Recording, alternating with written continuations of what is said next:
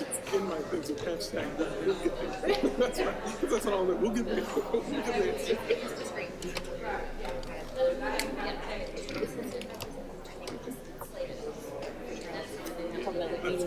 Yeah.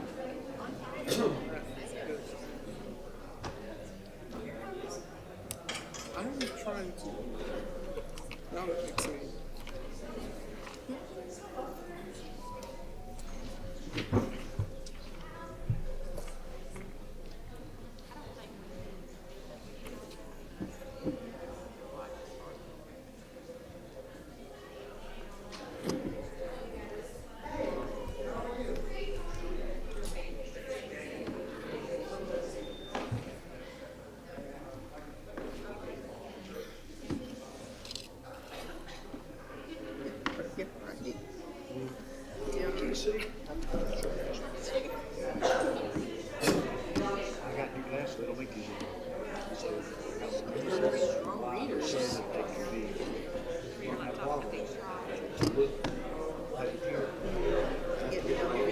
It's still something with You said it was like a board partnership or something. But I'm sure it's all my fun. It doesn't matter. they haven't confirmed. It's a break. Why can't you think of this week? Because you get married. It's actually I am struggling. I just don't struggle like this. Like, There's a horseshoe.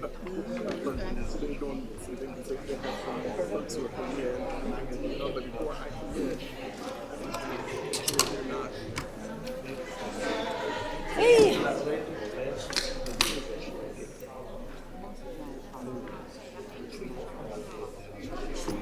Excited.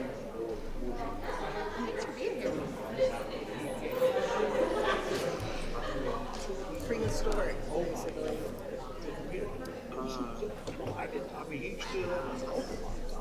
He's still oh, he can whack you with his tail and like the boat over eat you. Gator, ran into a prehistoric gator on his river journeys.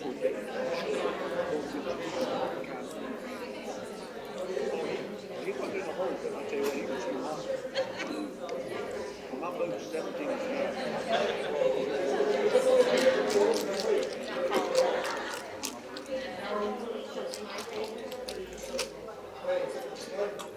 It's a mix,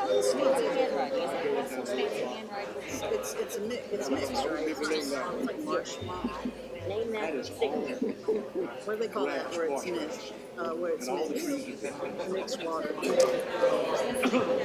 Here's the bridge.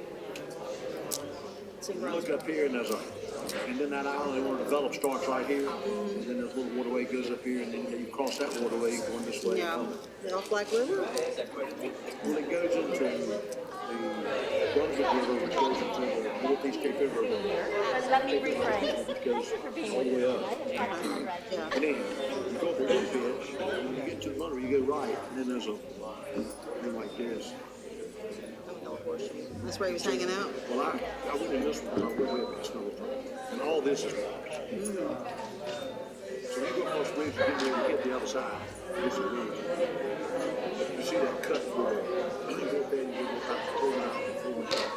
And there's a canal goes this.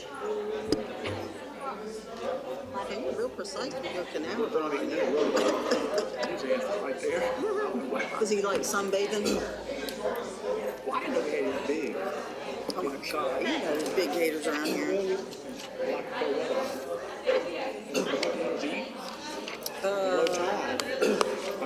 Birds. Turtle, oh yes.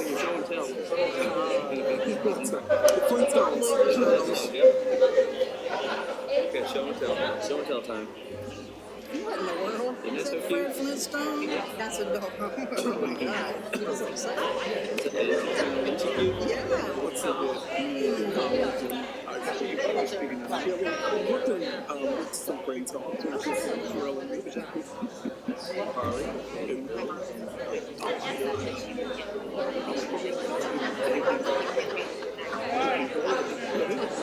I think so. I agree with you 100%. some of that and shave What off. is this? I made a gazillion copies of this. Come up here and look at your chart.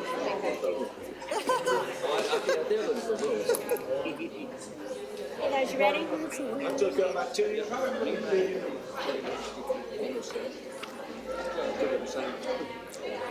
Careful now.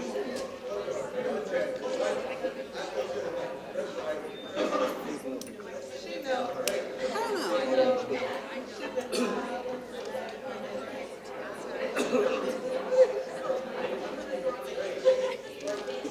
Right, right. Oh no, I'm not voting for it.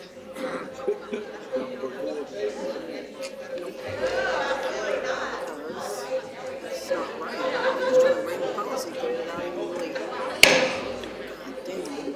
Jeez. The November Almighty. 2022 regular meeting of the Board of Education is called to order. Mr. Clark, will you please call the roll? Good afternoon. Mr. Bullier, Here. Mr. Wildebohr, Present. Miss Adams, Here. Miss Walker, Here. Mr. McManus, Yes.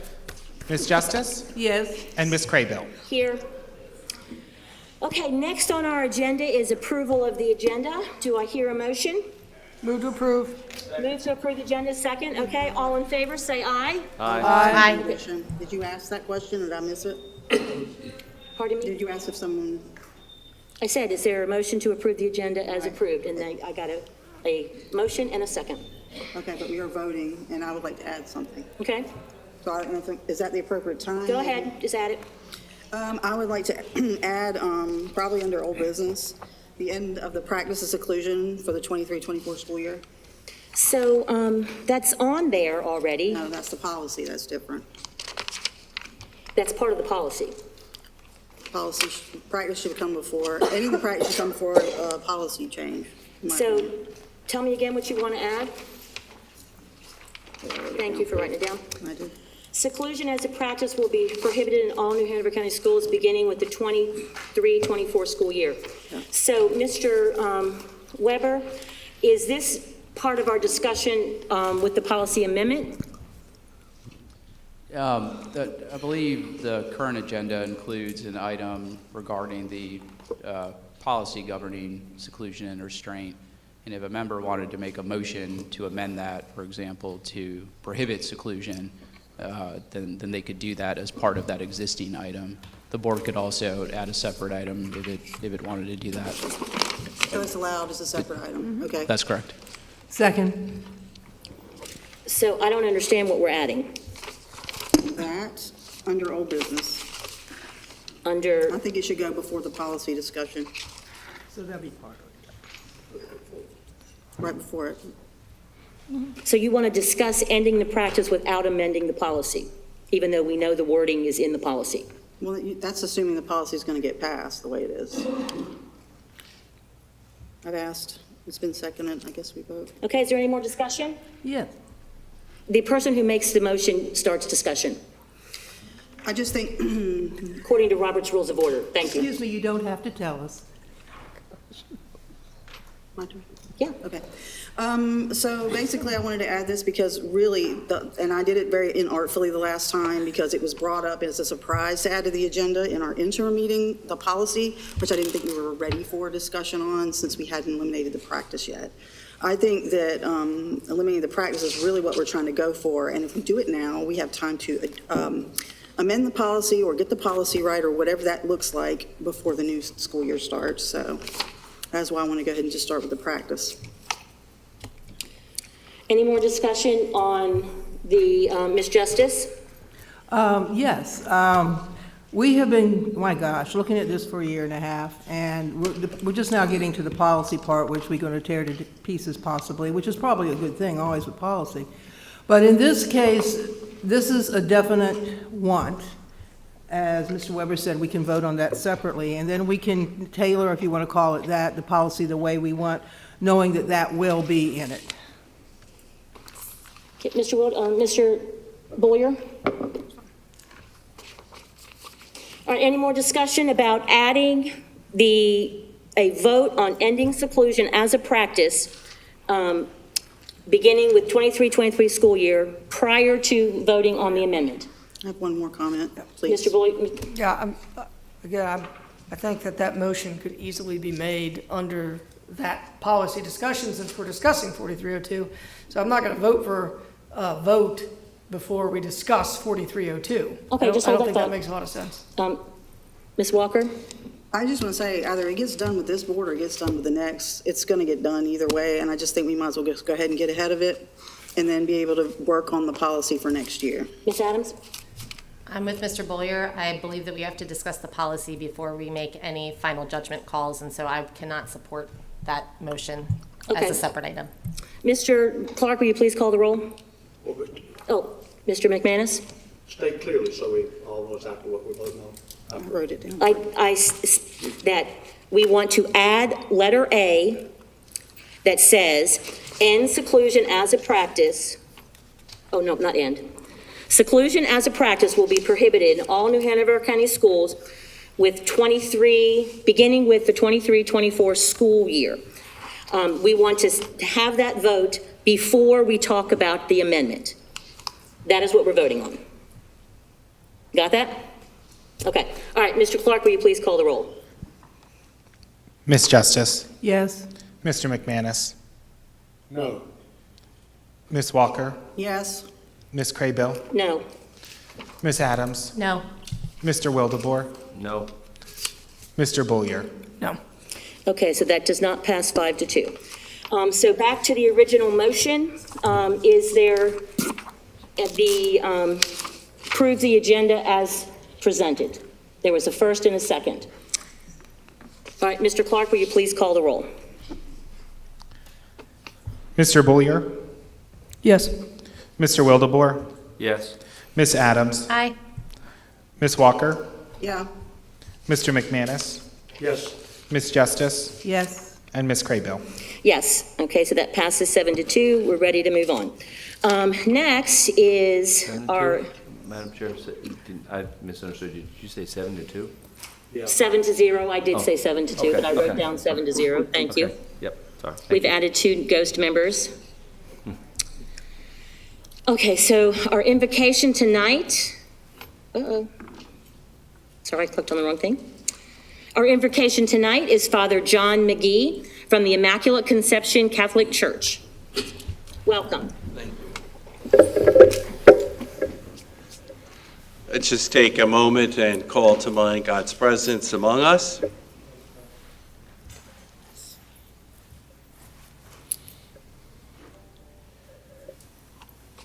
God our Father, as we gather for this meeting, may we be guided by your wisdom, your love, and abiding presence of your Spirit.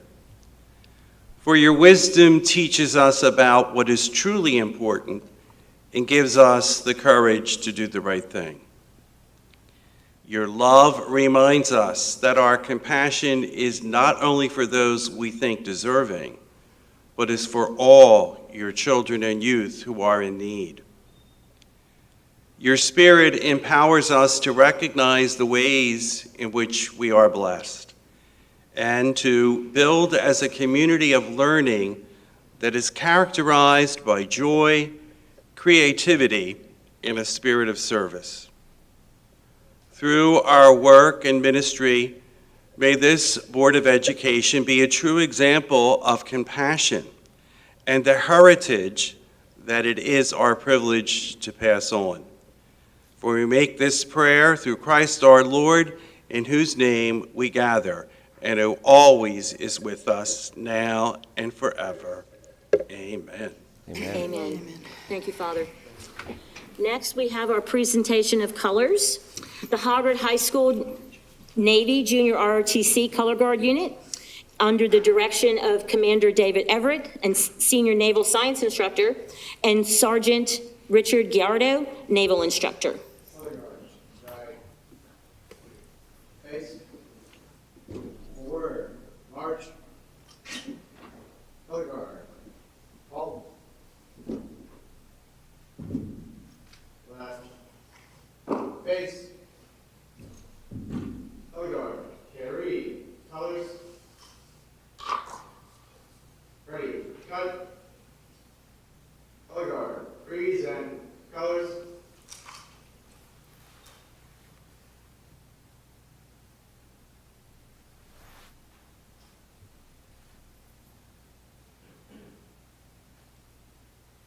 Okay, our Murray Middle School was supposed to be playing for us, and I don't see a band. So we'll just skip right on to, unless anybody wants to sing it together. Okay, oh, you are going to play it, I'm sorry. Hang tight.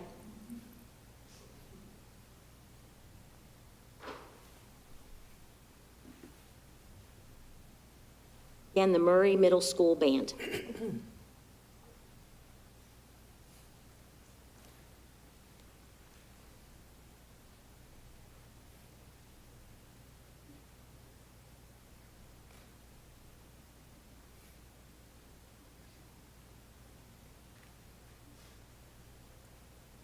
Forever industry.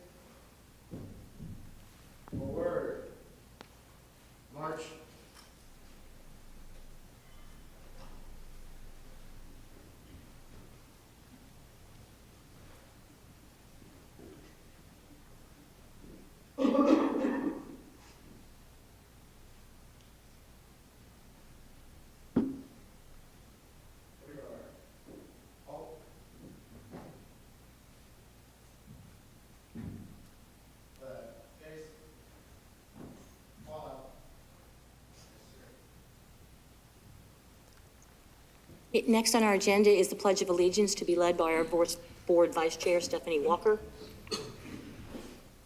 Pledge allegiance To the flag of the United States of America and to the republic for which it stands, one nation, under God, indivisible, with liberty and justice for all. Okay, we may be seated.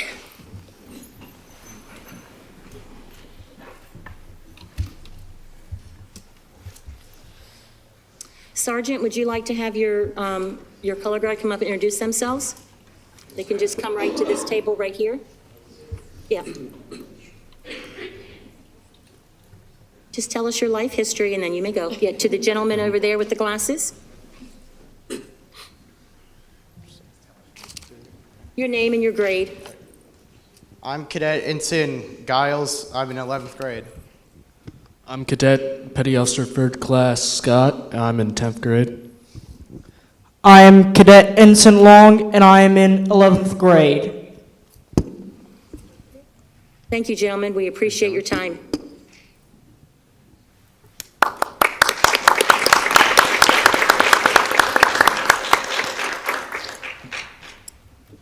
Okay, so next up we have the best part of the evening, recognitions.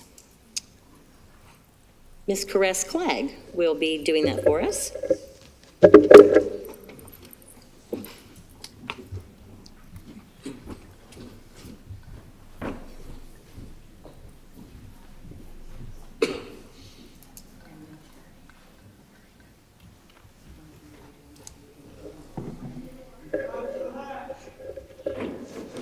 Good evening, board chair, vice chair, and Dr. Fowles. I am excited to be here to recognize some of our excellence that has been illustrated throughout the district this month. You've heard me speak of excellence before when we have introduced recognitions, and this month is no different. The 13 individuals who will be called up tonight are not just illustrating excellence within our district, but across the state of North Carolina. They are leaders who expect the most from their students, staff, and school communities. These individuals set high expectations for those in their building, and they lead by example. They expect quality because they give quality.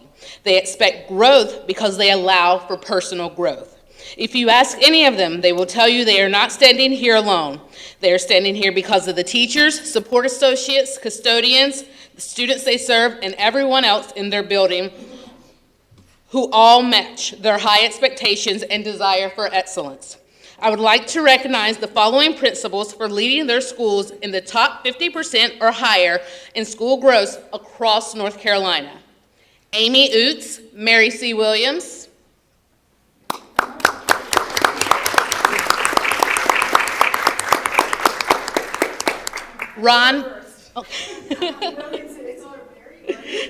Ron Valans, Isaac Bear,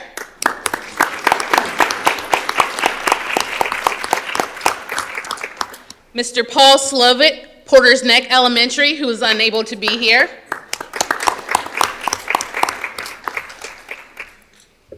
Rosemary Wheeler, Eaton Elementary. Justin Fischetti, Murray Middle School. Dr. Robin Hamilton, Masonboro Elementary School.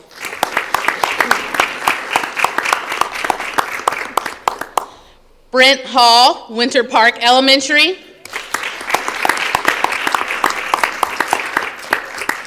Regina Wooten, Wilmington Early College High School.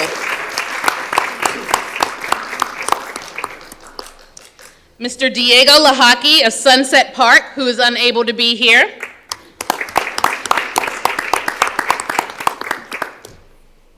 Dr. Edith Skipper, C-Tech.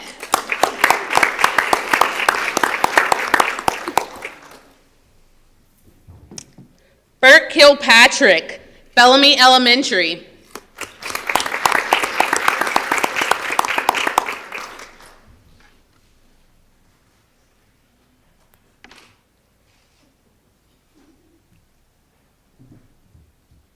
Christiane May, Castle Hayne Elementary.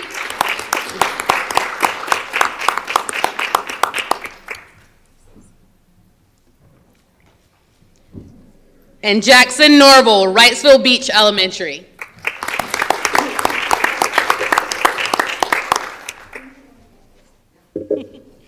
Congratulations to all 13 principals.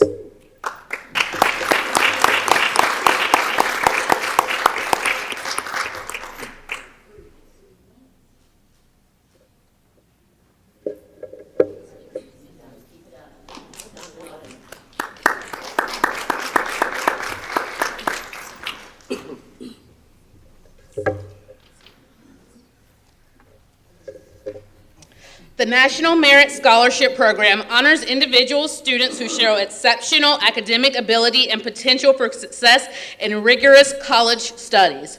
These academically talented high school seniors have an opportunity to continue in the competition for over 7,250 national merit scholarships worth $28 million.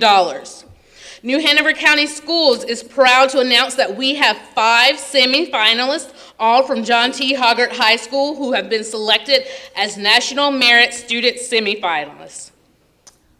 I think we have 1 in attendance today, so I'm going to call up Juliana Ellis to come up.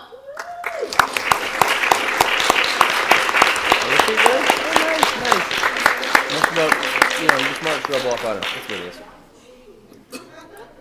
And while she gets her picture, I'd also like to recognize William Carter, Sean Hessen, Sahil Patel, and Zoe Wilcox, who is playing at Hoggart High School in the 3rd semifinals of the state championship, I believe, and unable to attend tonight. So We wish each of these individuals the best of luck in the next stage of the scholarship process.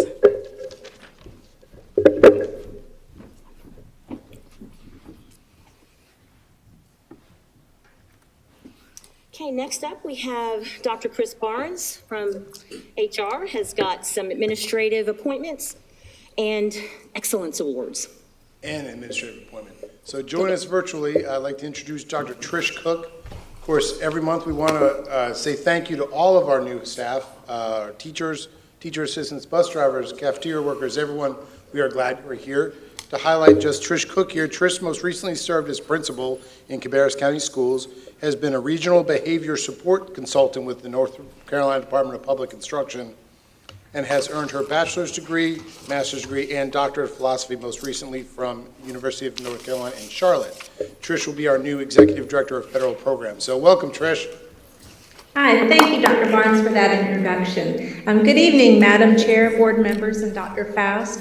I truly appreciate this opportunity to join the team and New Hanover County Schools. I've heard nothing but great things about your district, and I'm excited to begin, and I'm looking forward to serving New Hanover County Schools very soon. Thank you. Thank you and welcome. Thank you. And now I'd like to invite Jennifer Geller to come and talk to us about our Excellence Exemplified Awards. Thank you, Dr. Barnes. Good evening. Our employees are the heart of our district. We see that in communications coming from the communications department, and in HR we truly believe that. And we recognize, as well as many of you here, that it takes the entire school division to be able to offer the services to our students, classified and certified alike. So I'm very excited tonight. We're very excited in HR to offer to employees the Excellence Exemplified Classified Awards program this evening. These employees have been recommended and nominated by their peers, and they were nominated based on the following criteria. I shared this earlier in the fall, but I'll just kind of run through again what we're looking for and the criteria that need to be met in order to receive this award. So these employees have proven excellence in their job-related duties. They demonstrate on a daily basis respect and admiration for the work that they do by creating a culture of inclusion, and this is recognized by their peers, like I said, and really what we're looking for is this employee and how they directly impact our students in the work that they do every day. So really what we're looking for is somebody who can exemplify the excellence in what we're looking for our employees. So first I'd like to recognize Miss Kenya Claiborne, if you could join me up here.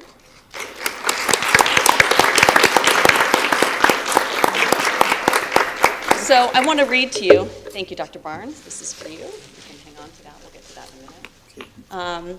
Part of the information that was shared as part of your nomination. So just a little clip about how wonderful she is. So Mrs. Claiborne's positive energy benefits the school, the district, and the community. As a former bus driver, she was always the driver that would take a student home if they missed their bus. Her compassion and empathy for students is seen on a daily basis. She is respected by both the staff of WEX and the staff of Cape Fear Community College. She has established relationships with Cape Fear Community College, and the teachers know that if they need anything or if we have a problem, that she will contact the right person to get the job done. I will say, without a doubt, there were ongoing and consistent threads about her connections with students all throughout the school, and really the pride and the excellence that you demonstrate every day at work. So thank you very much. And if you can hang right here for a minute with me. I'd also like to call up Ms. Wojtowicz. Please come forward.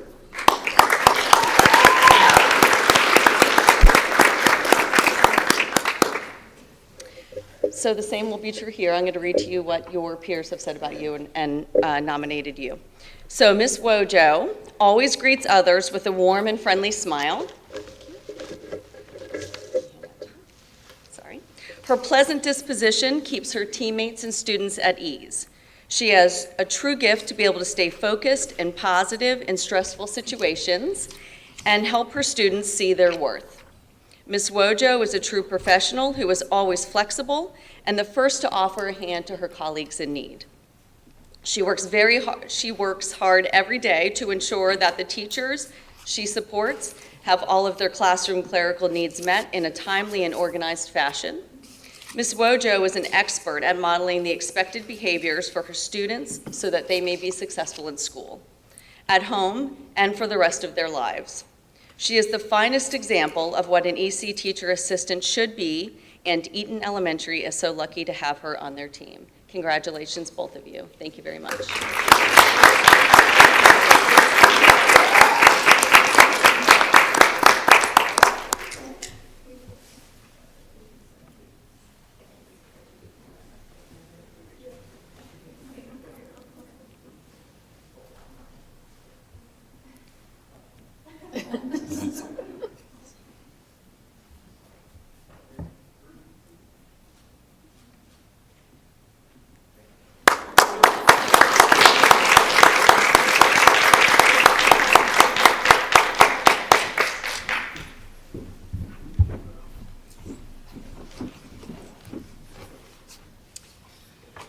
Okay, so I am going to circle back around because I forgot to give my opening. Welcome to the New Hanover County Board of Education's November regular meeting. Thank you all for joining us in person or in the remote viewing audience. We value and appreciate your interest, your participation, and advocacy on behalf of all New Hanover County students and staff. For those in attendance, will you please take just a moment to silence your cell phones? We have a rather lengthy agenda tonight. As a courtesy to and a respect for the time of my fellow board members, the New Hanover County School staff, and the community at large, I will try to move through it efficiently. This means I will stick as closely as possible to the estimated times to keep discussion focused and on point. You should be able to see tonight the estimated times for each topic on your agenda and watch a countdown clock if we're able to do that. Are we? Maybe? Okay, we'll try. And to see how much time we have left to discuss each item. As always, I'd like to remind us all to treat each other with dignity and respect throughout the meeting, no matter what our thoughts and feelings are about an issue, or even a particular person or group, so the board can remain focused on completing the governance work that is so very necessary for our students and staff and schools to be successful. Disruptions to our meetings will not be tolerated, just as they are not tolerated at any other local governmental body meeting where rules of common courtesy and professionalism are in action. That said, people who are disrupting the meeting will be asked to leave.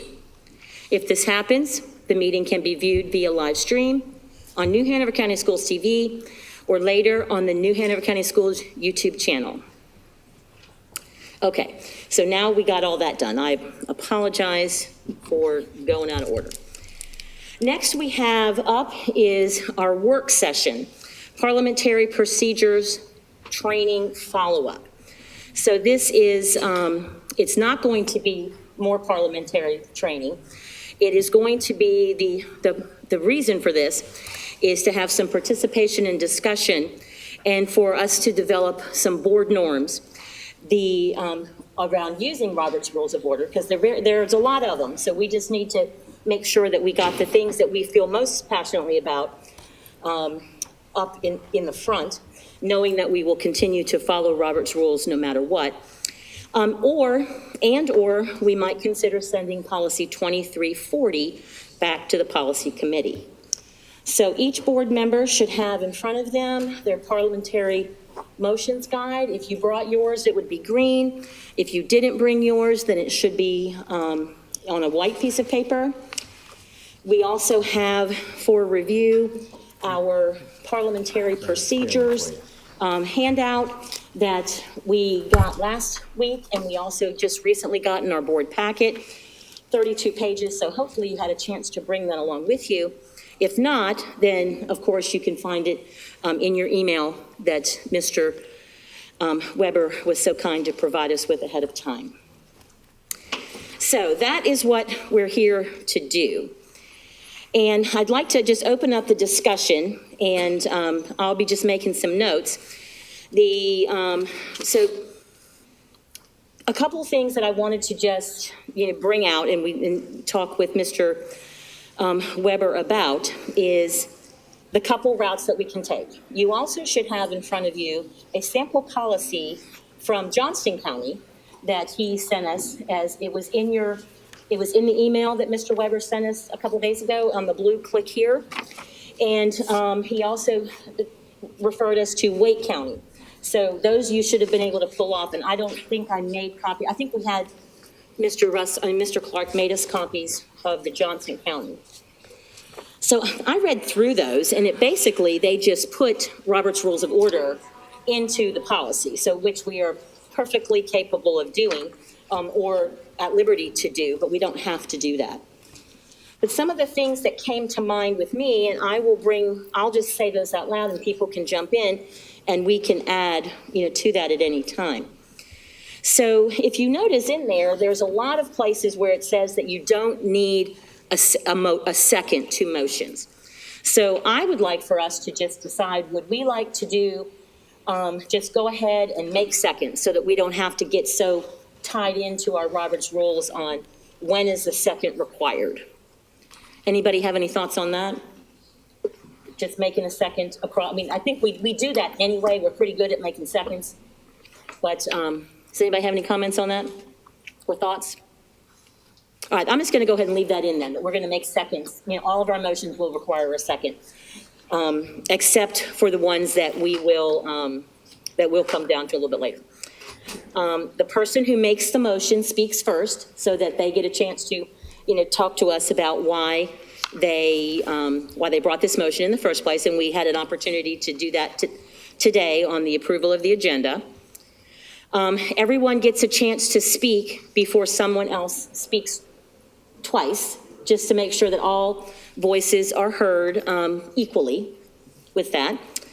Mr. Wilbur, I keep seeing a hand twitch. Keep going for whenever we get a chance. I'd like to ask you. Okay. Well, do you want to add it now? Do you want to ask it now? I was just going to say, first of all, I want to thank everybody for being part of this discussion once again. We started this last month, and Mr. Weber definitely for putting this all together. I would like to say that the only thing I saw in this is we might want to limit, because I just did a little math and looked at, as Mr. Weber shared with us, that it's actually 10 minutes and 10 minutes per person. And, That's a lot of talk time. That would, as I figured it out, that's 2 hours and 20 minutes per topic. So that's, that could go on for way. So my suggestion would be that maybe we go to a 5-minute first discussion and a 2-minute follow-up, something like that, where at least it would be down to 49 minutes. Okay, hold that thought, Okay. because my next thing that I wanted to add, so it's actually kind of timely, was, and we get caught up in this too, so Mr. Weber, help us out.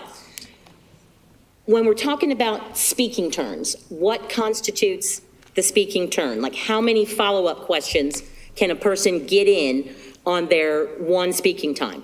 So, because that's where we sort of have a little bit of a downfall, when we want to follow up, and then so when do I jump in, or when does the board chair jump in to say, we need somebody else to talk? Right, so the default under Robert's rules is that simply asking a question does not count as one of the two allowed times that each member may speak on each item. Now the way that works in practice would be, let's say there's one member discussing, there's a pause, another member has a brief question. That would not count as their 1 or 2 times speaking. If a member is in the midst of discussing an item, sharing their opinion on it, and while doing that, ask questions of whoever's presenting, I think that would all just be part of their 1 or 2 times for 5 or however many minutes the board decides to allow. Okay, so that brings us right into Mr. Wildebor's discussion. Do we want to have like a 5-minute first go round, 2-minute second go round, or 7-minute total? Or do we want to have a total time? That's going to be, somebody has to keep track of that, but it's not undoable. So, Ms. Justice? You're getting real confusing now. 5 minutes is probably more practical instead of starting playing strange games. Now, like I said, I've been on this board for 4 years, and I've never seen any of us go through 2 hours for one. I think that I'm not even sure why we're doing this. I have my opinions. but I won't share those right now. Sorry, you guys can hear me though, right?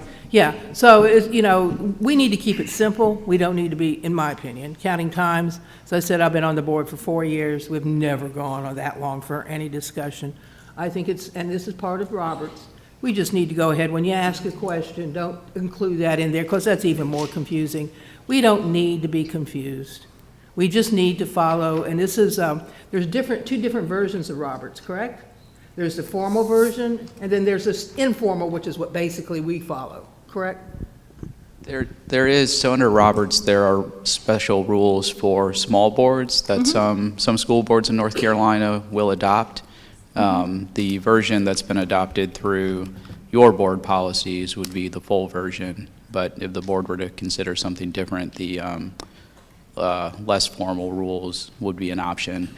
And those include changes such as motions do not require seconds under the rules for small boards. Well, in the 4 years that I've... Ms. Justice? Yes, in the 4 years that I've been here, we've never had this problem until recently. And so personally, if we all would stick to being respectful and doing what we should be doing, and I do like the 5-minute limit though, because I don't think anybody's ever talked more than 5 minutes anyway on a subject. And, if that's the only changes, but we don't need to get all bogged down. We got work to do, and if we would treat each other respectfully and listen, somebody just had that sign up, listen to each other, that would go a long way for us being able, in any board, to work well together. Mr. Boyer? Back to Mr. Wilderberg's point, I like the idea of limiting people to speak on a topic for 5 minutes. I've also been on for 4 years, and I don't know, I kind of have seen people go on for a while. I think pith. Can't say it in 5 minutes, you shouldn't say it at all. Okay, so I will add that to the list that we would like to limit our total talking time per person per item to 5 minutes. With that, and so we'll have to figure out, the new board chair will have to figure out how best to manage that, timers, clocks, that kind of thing. So, and if I understand correctly, that follow-up question, you can just do your follow-up question, that'll be part of your 5 minutes. So that way we don't have to, go back and forth. Okay, yes. So Ms. Walker needs a turn to talk. Well, I think I'm glad that we're finally focusing on this. I know when we did the training last year, we could have put this into practice a long time ago. But the fact that we're having this discussion when we've already had the training, when a new board will be coming in, it doesn't make a lot of sense to make rules now that could be changed in a month. So I'm not in favor of changing anything right now. I think it's a waste of time to do that until a new board comes in. Okay, so my thoughts about doing this is when you have training that you are supposed to come, put some action plans into place afterwards. And I think it is incumbent upon this board to make the transition of the new board as smooth as possible. And there's nothing to say that things can't be changed, but the new board chair will come into this immediately next month, and they will need some guidelines on how to run a meeting. So that is why we are here. So Mr. McManus, did you have something to say? No, almost did, but I'm not. Okay, no problem. All right, so next ones that this relates to the one we just said, the call for orders of the day. And that basically means that we will follow the agenda, which includes time limits. And so a person can call for orders of the day at any time. They do not have to be recognized. There is no debate, there is no amendment, there is no vote, we move on. So what can happen after that, though, is a person who, and that's where we tend to go, we get ourselves in trouble because we talk too much on one subject and we don't keep track of and stay on our time limit. So we could, at the end of that, we could make a motion to limit or extend debate, which that person would need to be recognized as the chair. Madam Chair, I'd like to make a motion and then to extend the discussion. And then there is no debate on that. We can amend it, we can follow it, and it takes a 2/3 vote. So it doesn't have, sometimes we get ourselves so bogged down in the debate of the debate that we get stuck. So that's what this is supposed to do. The other one that we use a lot, or would like to be able to use a lot, is move the previous question, which in old lingo is called call the question. So I think if a person says, I'd like to call the question, we all know that it means move the previous question, but we can certainly work through that. So I see you, Ms. Justice. So if we're in the move the question, then the person who wants to move the question must be recognized by the chair. There's no debate, there's no amendment, but there is a 2/3 vote. Ms. Justice? Yes, I heard this last year. I heard this last month. Why are we doing this again? Because we don't follow any of this. And we just tried it last time, and you particularly, Ms. Justice, give me looks, and then you make comments to others that I'm cutting off your voice when I'm just trying to run an efficient meeting. Mr. McManus. I don't think we need to be making any changes with a week and a half remaining in the election year, and we're going to have at least one or more new board members. That will be the new board's decision. I will agree with Ms. Walker. I just don't know why we're doing this, and I don't think we need to be making any changes until the new board is seated. Okay. So the last thing I had on my list was point of order. And this is when rules are being violated. That you are allowed to interrupt. You do not have to be recognized as the chair. There is no debate, there's no amendment, there's no vote. The board chair determines that. Some examples are when we start to debate on topics that are not germane to the motion, that we attempt to renew a motion when it has not been permitted by our rules. The motion has not been seconded, and a motion has been made in violation of the rules of precedence. So my only thoughts here are that we need to make sure that our new board chair is adequately prepared to step into their new role 1 month from today. And so if we do not want to come up with board norms today, then I am going to follow each one of the things I just said. And so therefore your conversation may be cut short. And I just want you to know that that is happening before we do it, so that you can send side eyes and you can be upset, all that you want, but somebody has to follow these. We have not been good at doing it, and that's why our meetings last 6 hours. Ms. Justice? First of all, our meetings last because we're here doing important business. That's more important than looking at a clock. If we get out of hand, that is crazy, but we won't.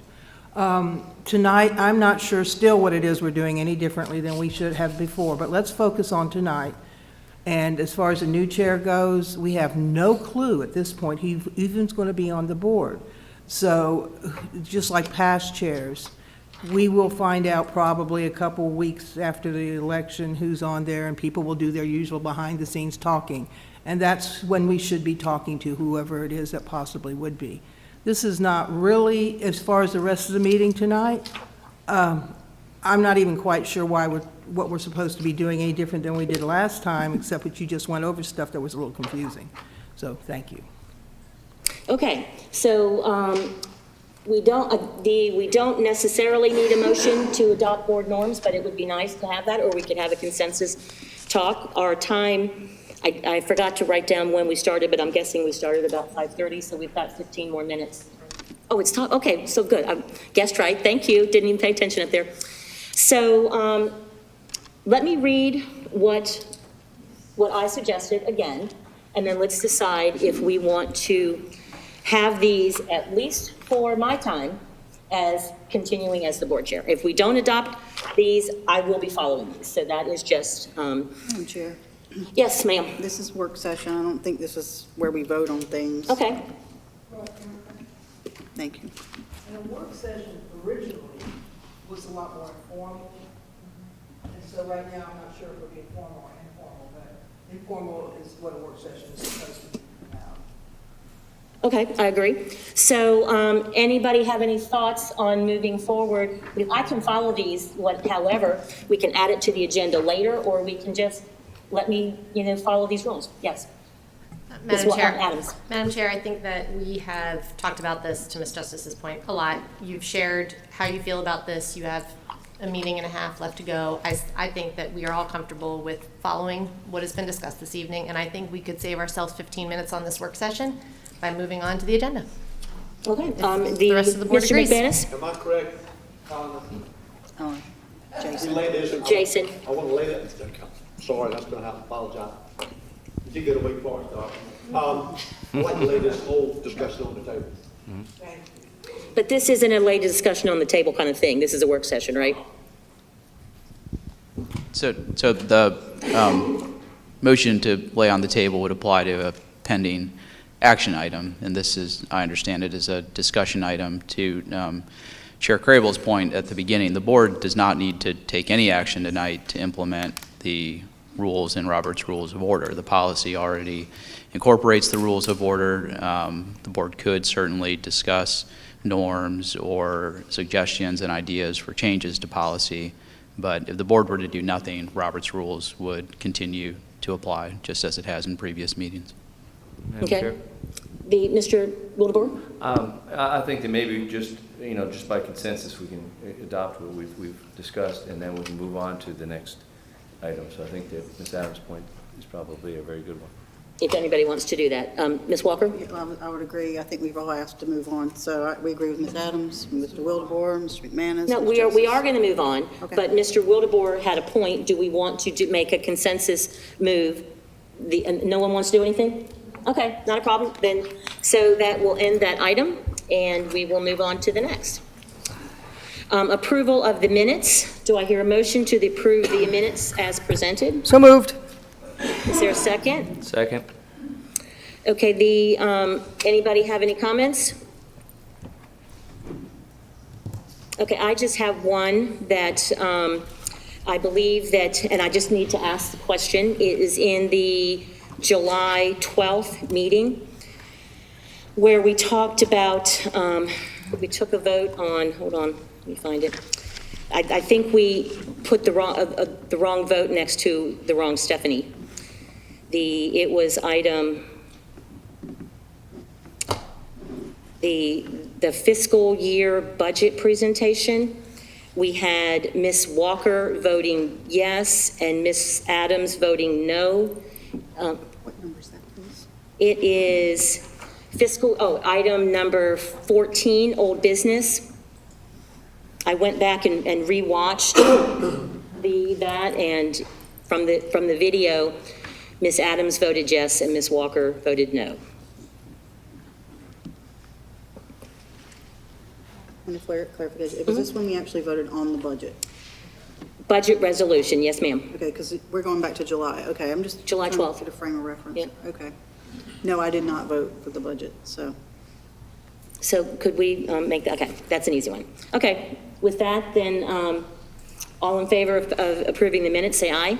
Aye. Any opposed? Okay. So the superintendent's report is up next. Good evening. I'm happy to report that I visited all 45 schools and witnessed great work happening across the district. Teachers teaching, students are engaged, and we have great volunteers and community involvement. This past month, principals have also provided me with overviews of their school for their improvement plan. So we've met with all 45, sat down and had 30 to 45-minute meetings with all principals.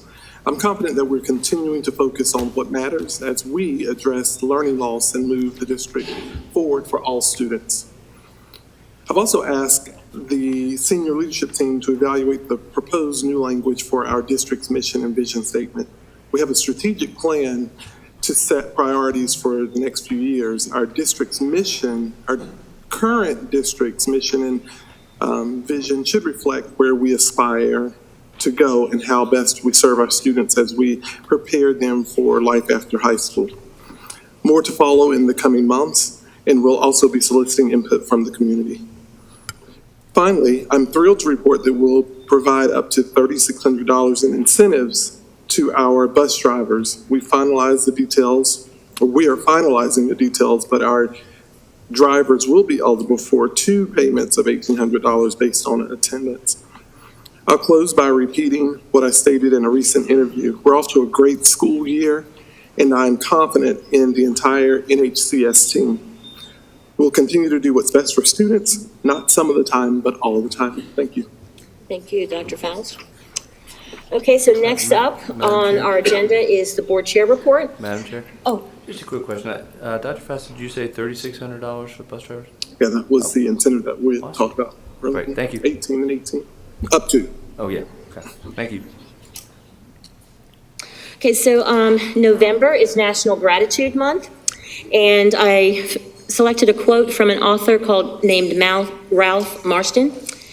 Make it a habit to tell people thank you, to express your appreciation sincerely and without expectation of anything in return.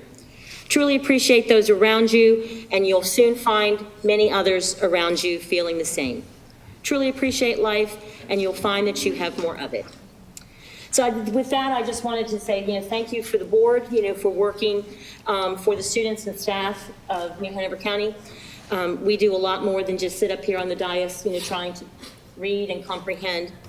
But I also wanted to send out a sincere thank you to every one of the staff members that works diligently and tirelessly to uphold the policies that we put in place, to bring us new ideas and new ways of doing things, who are with our students, on a regular basis. So thank you all, New Hanover County Schools employees. It would be too hard to single out any one person. But since this is National Gratitude Month, I am going to have to single out Susan Cole, our SEL coordinator, for the work that she does in trying to keep us all whole every day. 6 schools have celebrated the School Growth Awards, exceeding growth awards since our last regular board meeting. We only have 1 more to go, so that'll be happening soon. Congratulations to these schools and their staffs for setting goals and achieving them, and especially under less than ideal conditions. Thank you again to our generous partner, Publix, who made some of the incentives possible for us. I attended the North Carolina School Board Law Conference last month, and a lot of good topics we heard, and I will be discussing and have been discussing with our senior leadership on the different areas. We talked about school safety, we talked about the NCSBA's agenda, the things that they're going to be bringing to the General Assembly on our behalf when it comes back into session in January.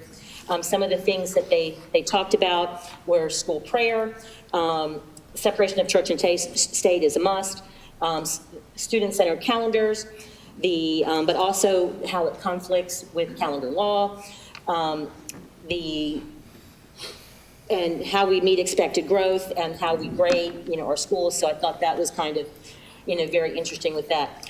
The other thing, we learned about emotions on how to remove elected officials from office, that it's not easy, but it can be done. We heard a very good presentation from the lawyer who drafted the Leandro case and his continued involvement in that through being the Halifax County School Board. And then Judge Orr, Bob Orr, who was the first dissenter and then the follow-up, #1 supporter of it.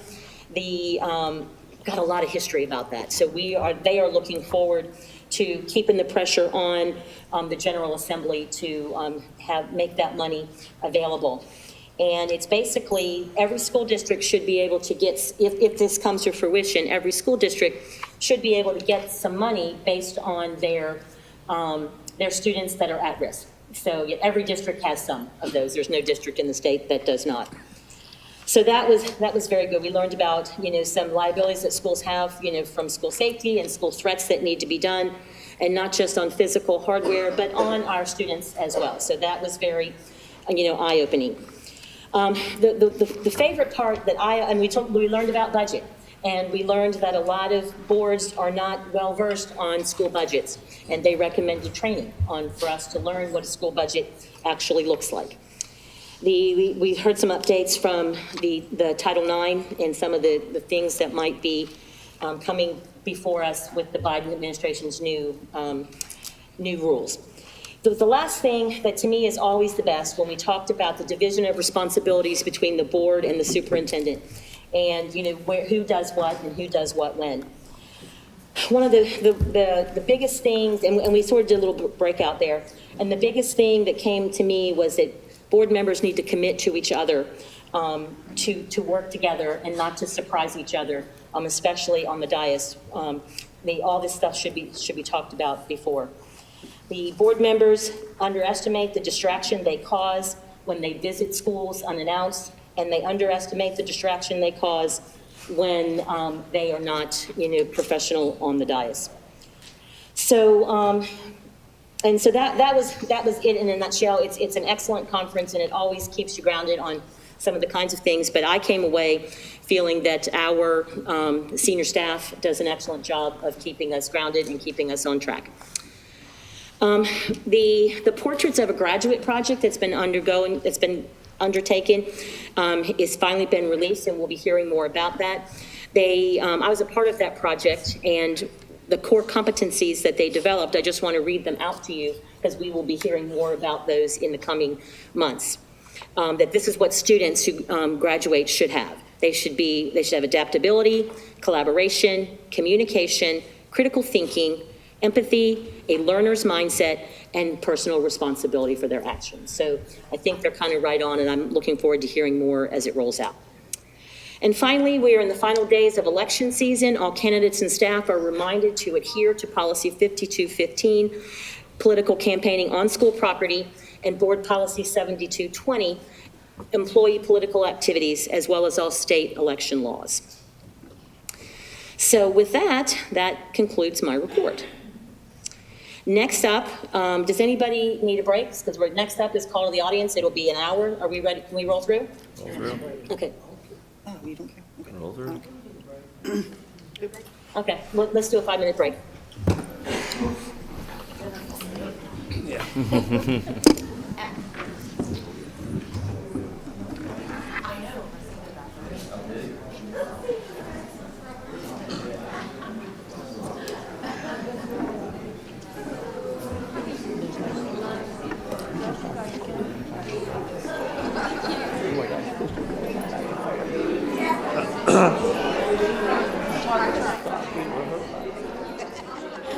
Well, sometimes I feel comfortable.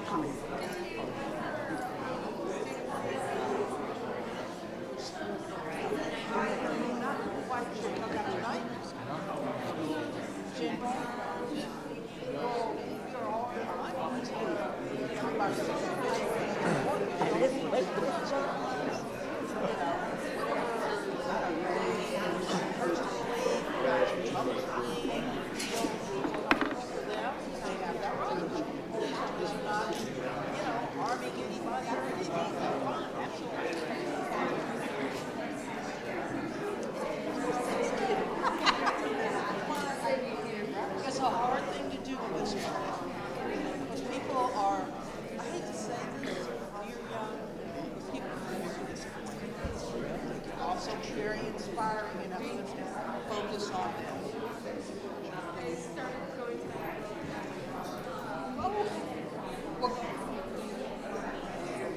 Well, it's a wonderful place to play. That's what a charter school is supposed to be. It has and a unique place, opportunity for kids to learn. I'm right there.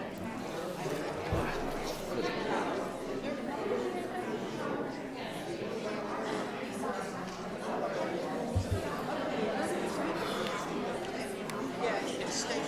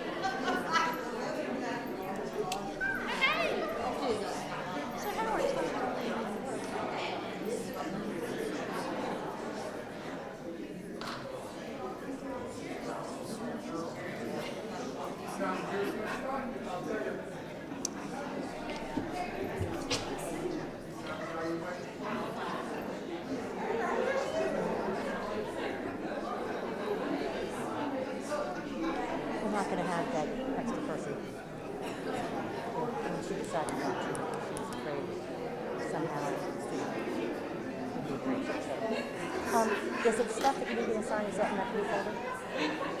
The stuff that you need me to sign? That's all of it.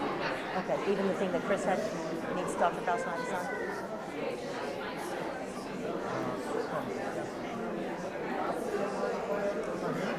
Chris Barnes said that he has something that Charles and I have to sign. So while we're in closed session, would you check and see if it's in my blue packet? Yeah. Okay.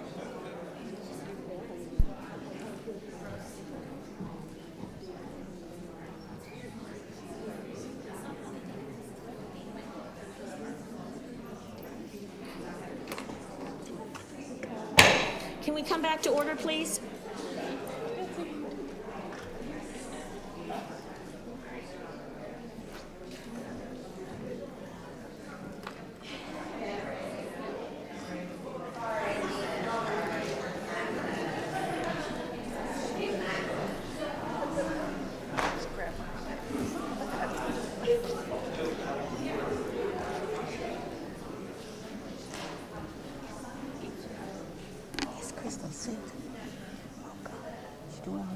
Okay, next up on the agenda is call to the audience. First up is Christina Mercier.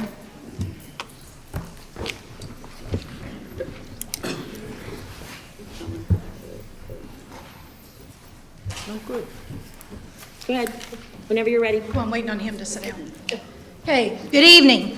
For almost 2 years, I've been hearing speakers begging you to end the use of seclusion rooms, and I thought progress was being made, but now it appears that the policy is going to do away with seclusion rooms, but not with seclusion. How does that even make sense? Let me tell you about my experiences as a teacher. I only found out about seclusion rooms about 15 years into my career.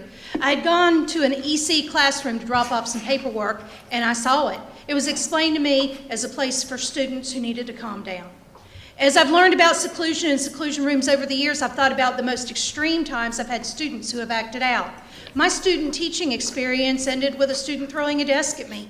I worked with kindergartners and was trying to put a student in a therapeutic hold, and my arm got caught in his book bag. This allowed him to punch my ear repeatedly.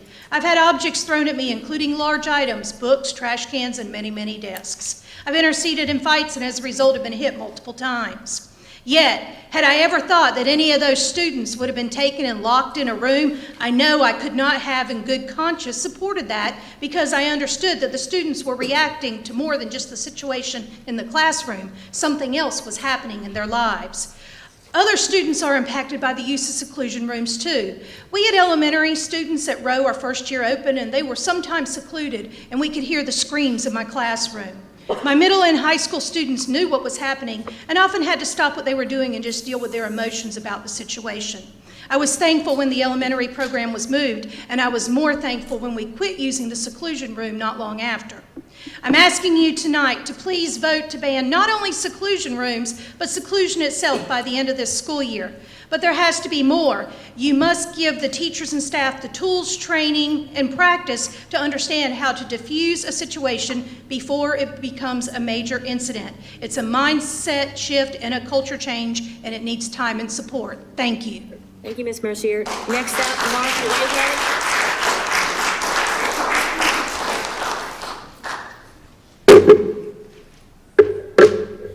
Dr. Faust, members of the board, law enforcement officers, and disgruntled citizens, thank you for your attention. And to the board, thank you for the criminally belated attendance policy. Now please give us a no-tolerance phone policy. As a veteran teacher, I'm here to bring to light the insidious, critical racist theory promulgated by New Hanover County Schools, specifically the racist professional development focusing on microaggressions. To illustrate a microaggression, our presenter showed us a clip from the television show Blackish, in which a female black anesthesiologist was asked by an older white colleague where she went to medical school. When the response was UCLA, the older colleague was suitably impressed. Upon reflection, the anesthesiologist inferred that the compliment was really a reaction of surprise and became angry that her colleague thought that she was only accepted because of her skin color. That was the example we were given of a microaggression. On behalf of white men everywhere, welcome to my world, only you don't have the added insult of being blamed for everyone else's failures. I bring up this clip for 3 reasons. First, a slide early on in the same presentation had the slogan, "Check your privilege" on it, which is exactly the point of the television clip, an assumed privilege. This is hypocrisy. Secondly, due to her race, the anesthesiologist would have received 300 points on her SATs.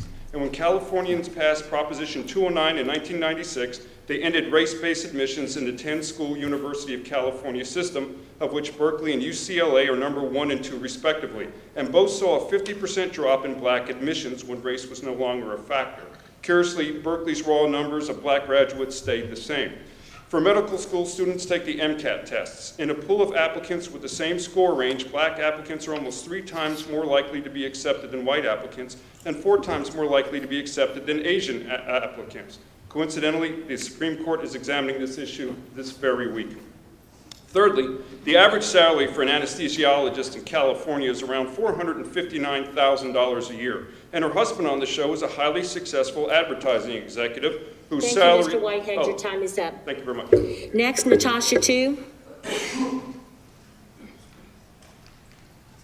Okay, the next, Loretta Stackhouse.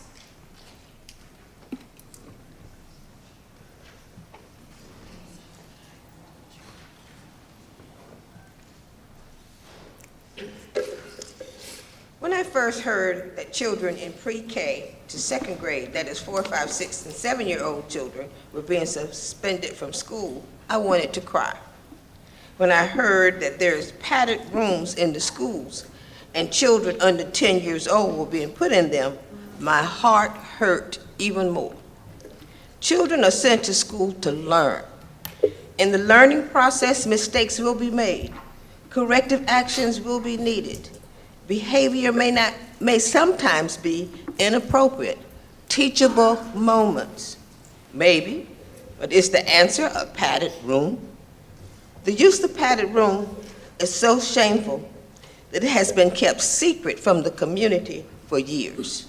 I volunteered for several years at one of the schools and never knew a padded room was there. There must be other ways to address this issue. Stop traumatizing our children. Add one sentence to the policy 4302 ARA. As of 23-24 school year, seclusion rooms and seclusion will be prohibited in New Hanover County schools. Thank you. Thank you very much. Next, Leslie Posey.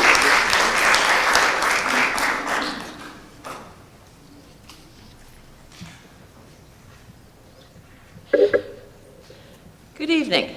Yesterday was Halloween. One of my family traditions is watching It's the Great Pumpkin, Charlie Brown. Watching last night, I realized that over the past 2 years, this school board has been like Lucy and the football. You start off looking like you're going to do what is right for the kids and then back off at the last minute. Groups like Educational Justice and Love Our Children have been like Charlie Brown, assuming the best and then getting the football pulled out and landing flat on our backs. The issue now is seclusion rooms. After 2 years, the policy committee voted to eliminate use of padded rooms beginning next year. The trust is there, just like Charlie Brown, but then the pull away. You are banning the rooms, but not seclusion. Apparently, members of the board believe that despite the extensive training teachers are receiving, some students' behavior will still warrant seclusion. So where are you planning to tell schools to put these elementary students? In the principal's office, perhaps, although most principals I know would not want a child left alone in their office. Maybe the meeting room beside the administrative assistant's desk. Maybe the teacher's lounge, the counselor's office. Or maybe you should do what's right, what we've been asking you to do for 2 years, and eliminate seclusion. Period. Full stop. Just do what's right for the kids and don't pull the football out again. Thank you, Ms. Posey. Robert Bellamy.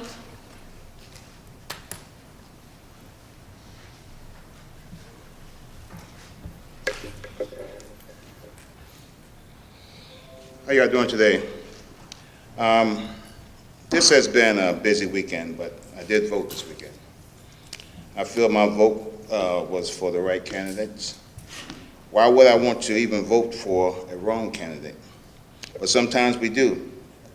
So if we can remove someone off the board, it's because they have shown us that they was definitely not the right person to vote for.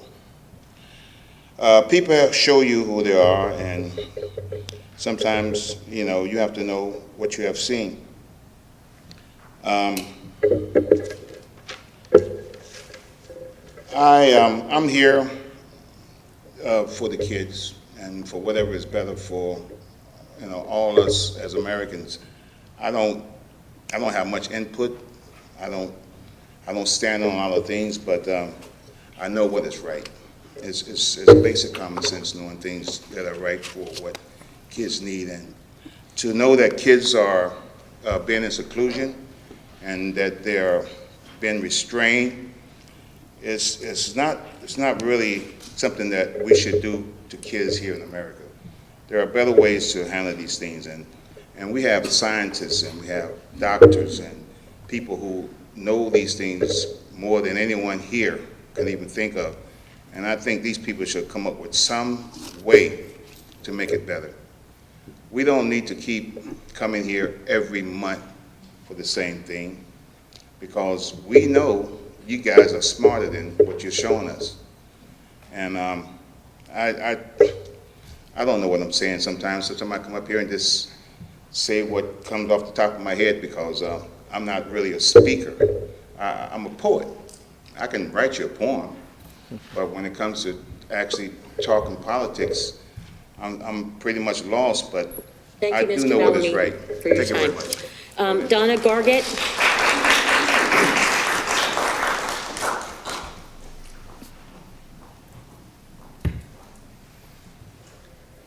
Blank Canvas Awareness Art is a nonprofit working with students that have learning differences and behavioral challenges. Our board is made up of mental health professionals, and we are concerned with the proposed policy regarding ending seclusion rooms, but not ending the practice of seclusion. The general statute lists, as written on the IEP or 504 plan, as an adequate reason to seclude. This is an interesting place to put a directive that has nothing to do with education. In fact, every time a child is secluded, they are not being educated, and seemingly straightforward violation of an IEP or a 504 itself, which is intended as a document to ensure a fair and equal education. Research supports that seclusion harms children, and it is not an evidence-based method, which also means seclusion has no business of being listed on an IEP in the first place. It is the position of a National Association of School Nurses that restraint and seclusion should not be used in the school setting. School nurses are key members of an IEP team and should lend their expertise and be considered when we're talking about health and needs of students. Are we using school nurses to avoid seclusion and to help support our teachers, and most of all, de-escalate our students? BCAA agrees that training is the best tool, and teachers need crisis intervention and de-escalation techniques, additional resources, and support of key professionals. But our teachers need your leadership to shift the mindset that clearly states seclusion is never okay. Stop using the IEP as a way to continue to practice seclusion. Seclusion does not belong in a school setting, period.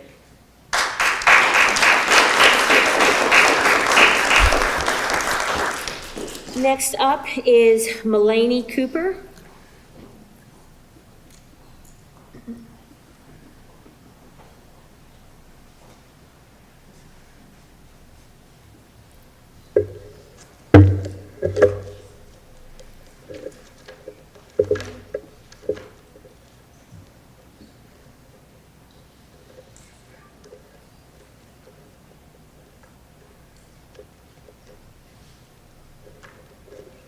Thank you. My name is Mulaney Cooper, and no one wants to come to the podium and have to talk about conversations that make people uncomfortable. But when you are a second-class citizen in a nation that your ancestors built, you have to be able to speak your piece. And the numbers always speak. When 18% of Black students attend New Hanover County schools, while 69% of them are placed in seclusion rooms. It sounds like the new Jim Crow to me. So we lock them up and call our history CRT. So there are just so many things happening in New Hanover County schools that are not right. I can basically just pick out of a hat and start pulling things out. And there are so many different things that need to be addressed within this nation and globally. But today I'm here to talk about seclusion rooms. No one likes to be set apart. No one, as adults, no one likes to be confrontational and then find out that someone is walking away from you. So I just call on you to behave like humans and act like you have some morals and do the right thing. And with these last few seconds, I want to take the time out just to be still for all the children who have been placed in seclusion rooms, who might have taken a life of crime due to these policies never ending.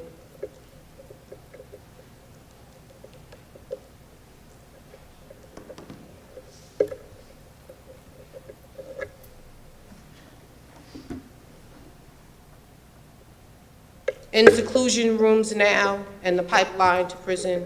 Thank you. Thank you, Ms. Cooper. Barbara Guerra.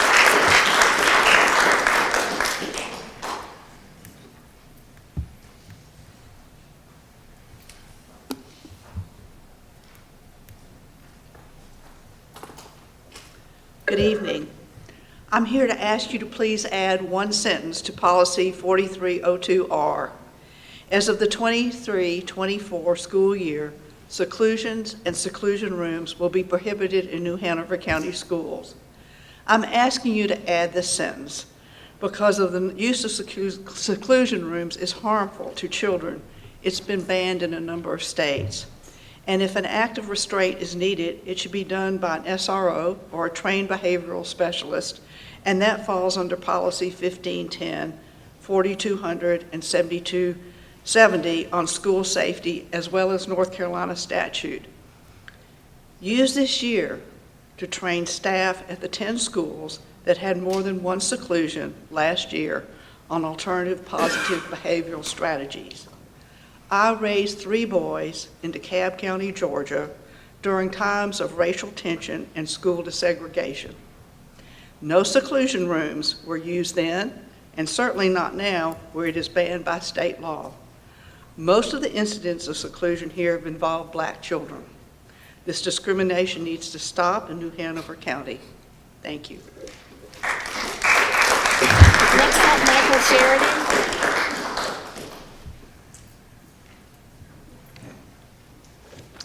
Good evening. My name is Dr. Michael Sheridan, and I'm speaking to the board for the second time to urge you to end the use of seclusion in New Hanover County schools and adopt alternative, more effective approaches.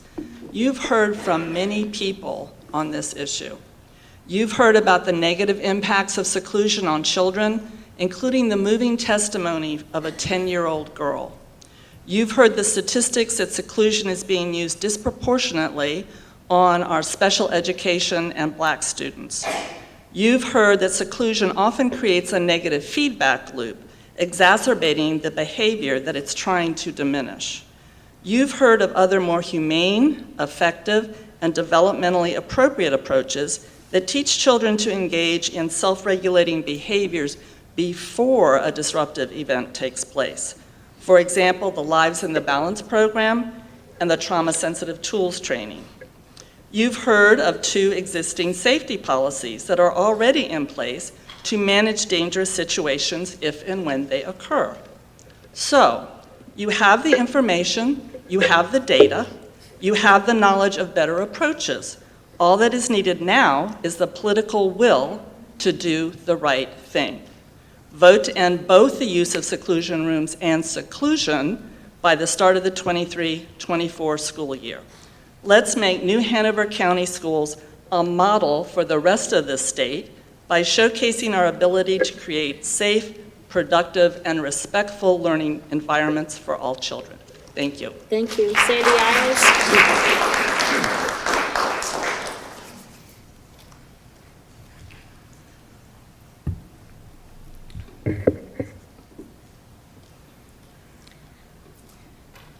I am sad and heartbroken. For 23 months, I've come to you with concerns about the use of seclusion in our district.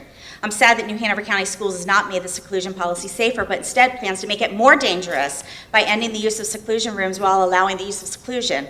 Where do you plan to lock up children? Rooms without padding, without self-releasing locks in case of a fire, rooms with dangerous items like scissors that can cause injury or death to a child, rooms without windows, rooms without proper ventilation? Will you continue to support makeshift rooms like the ones being used at Masonboro? I'm sad that 4 board members defend a system that abuses children instead of protecting them. Why are you protecting a system that abuses children? Do you even care?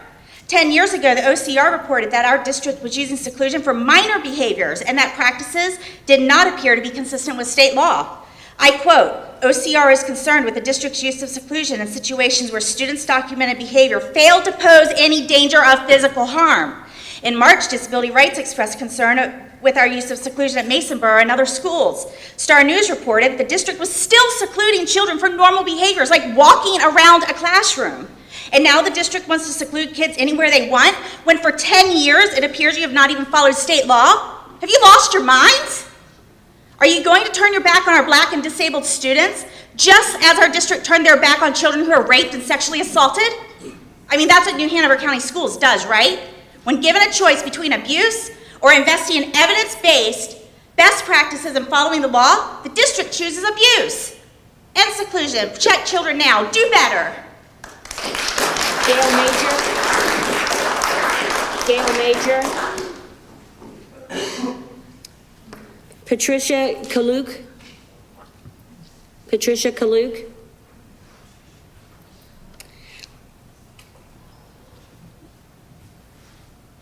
Are you Patricia?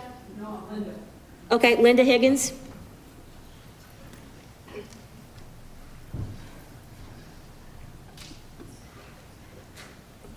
I am Linda Higgins. I have a 12-year-old son, so I follow board meetings and issues closely, even though I'm not always in the room. I also happen to be a pastor who has served congregations in 5 states before I retired.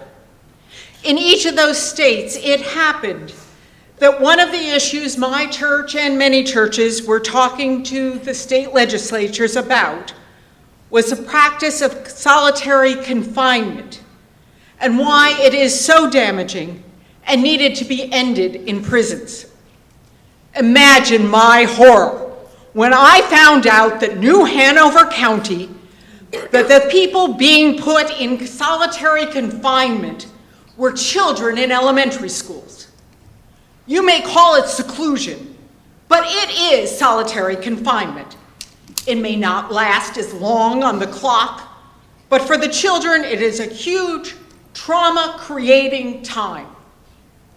I am happy that my son's school uses trauma-informed methods of supporting children to stay in their zone and to be able to learn.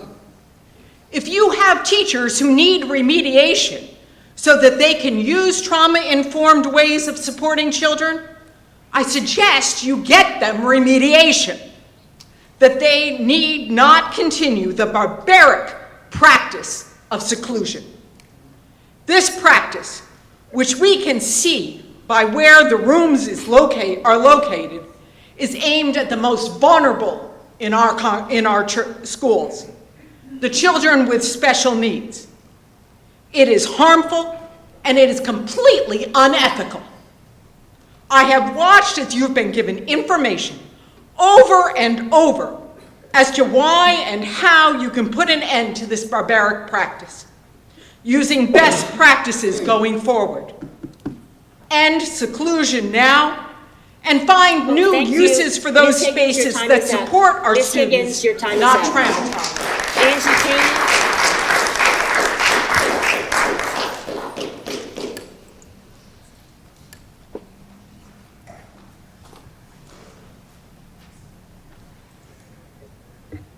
At the last meeting, Nelson said, people who come into our meetings don't understand law. Yeah, we do. Ignorance is your playing card, not ours.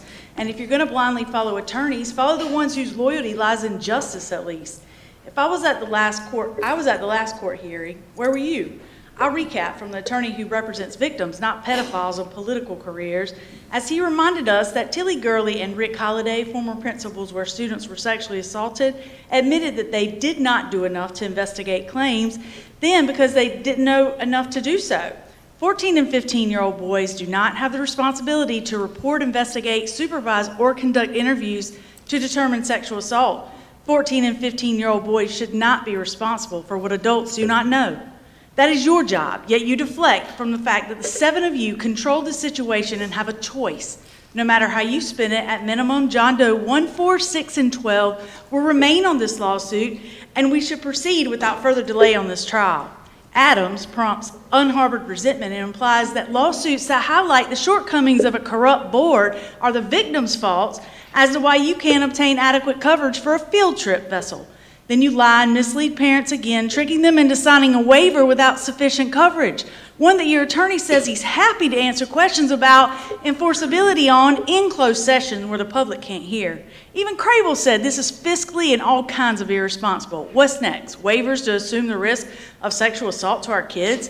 And then Nelson voted against the Title IX survey, failed to report abuse, held up the process and repeatedly re-traumatizes victims to protect himself, and then gives a delusional speech about how inappropriately touching someone over the clothes doesn't meet his definition of sexual assault because it's not as serious as rape. If Nelson wants to avoid fundamentally weakening our Title IX department, why not consider adding Title IX investigators to prioritize sexual assault over the false PR narrative?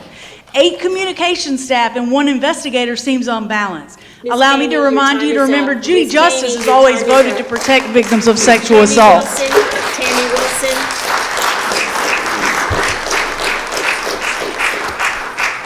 Tammy Wilson.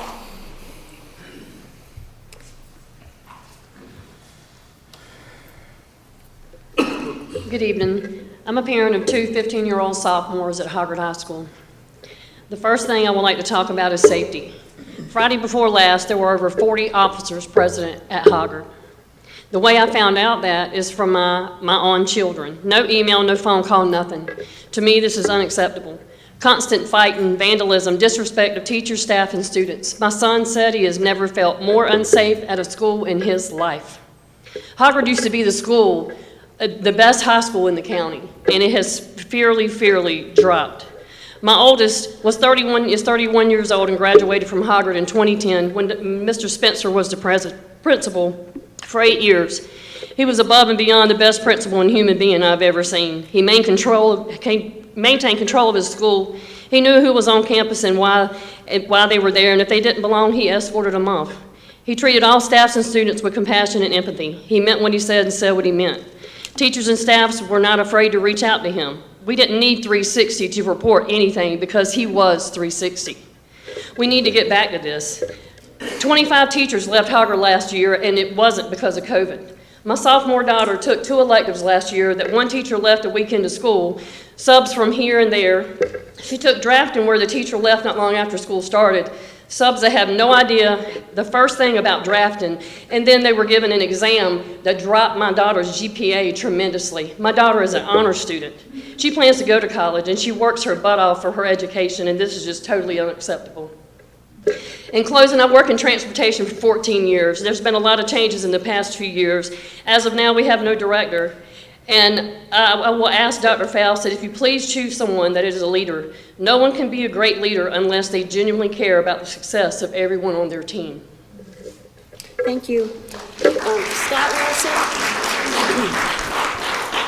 Scott Wilson?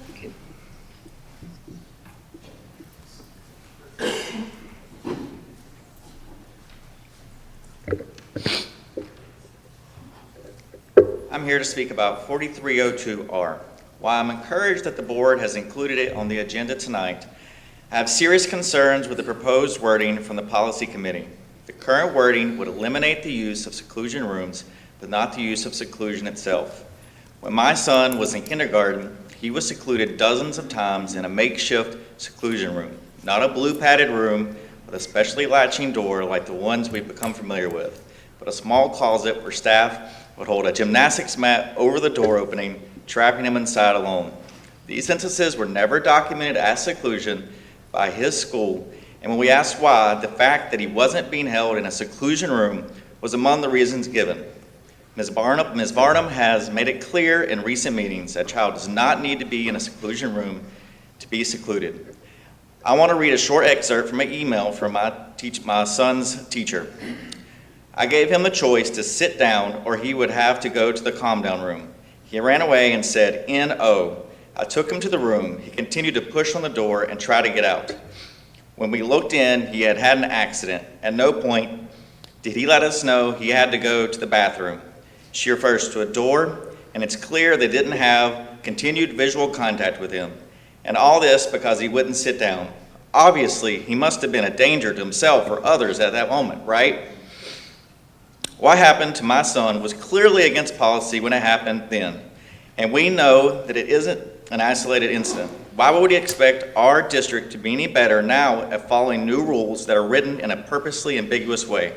Stop the misuse and eliminate the loopholes. Vote tonight and end all seclusions, not just seclusion rooms.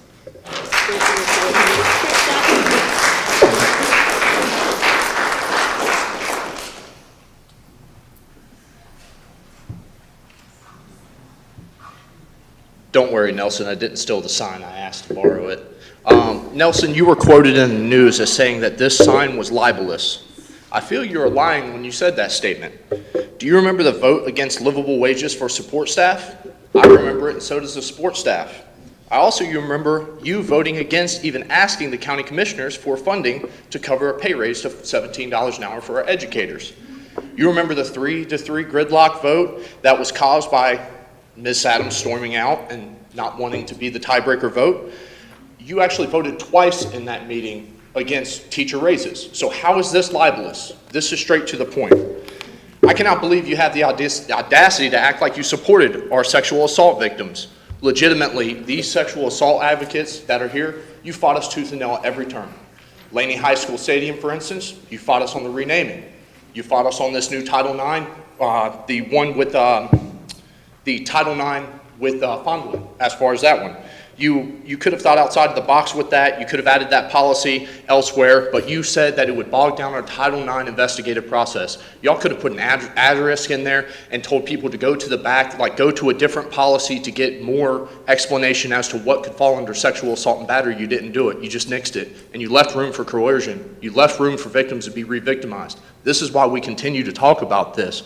Again, you fought against loopholes. You fought against some of the same loopholes that were used to keep items off. Like, for instance, I remember when it was just you and Judy up there and Miss Adams, and y'all had the conversation of whether y'all were going to investigate sexual assaults.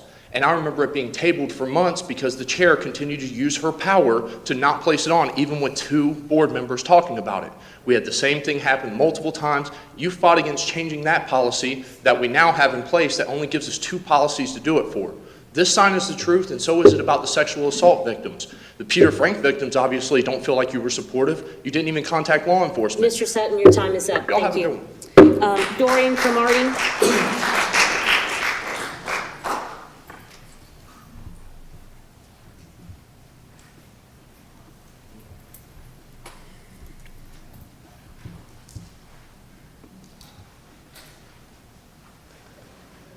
Good evening. Good evening. I hope that you guys end seclusion and restraint altogether. The reason being is I find it very strange that if a child shows up to school and says, I've been locked in a closet for punishment, DSS is sent to the house. And then child is taken out of the situation and moved on to another family. But a child can show up to a school where it's supposed to be a safe space and can be secluded and restrained. So I just find that really strange that, you know, it's taken this long for a change to happen. I really do. The other point I would like to make is that you definitely need parent involvement for a child to succeed, for anybody to succeed in school. But if the parent does not feel like they can trust the system or institution their child goes to, then why would that parent continue sending their child to that system? They would just go to a private school, or better yet, just homeschool. And then that's less money for the school system altogether. So I would hope that this board can work together to find a solution to this problem and just say, let's do this for the children. You know, this is not a political issue. It's a moral issue. Locking children away is a moral issue. It's not a political issue. So I just want to urge you guys to work together, to talk to each other, to do something that will benefit the children, the staff, the families of New Hanover County, and just do the right thing. Thank you. Thank you. Okay, that concludes our call to the audience section. One more? No, she left. Oh, did you? Okay, so next up on our agenda is closed session. Do I hear a motion to move into closed session pursuant to the items listed on the board? Move for closed session pursuant to Okay. the statutes. I'll second that. Okay, Mr. Nelson and then Pete, is there, all in favor, say aye. Aye. Aye. Any opposed? Okay. We are in closed session. It's freezing in here. What is it about? 56 degrees. Yeah, they think it's funny.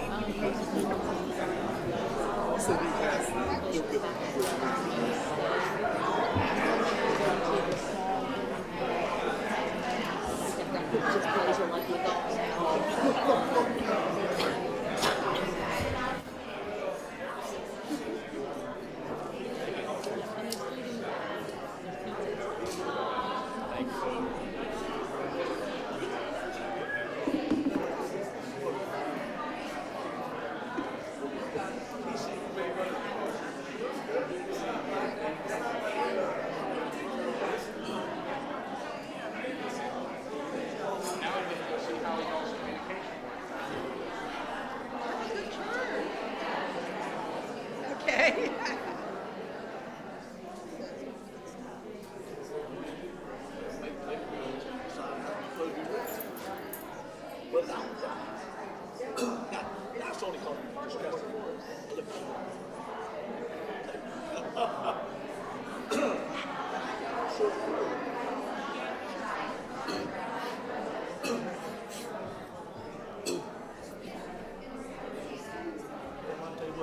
Your lips all be slow.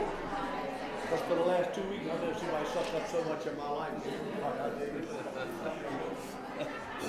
I learned from the best. All my things.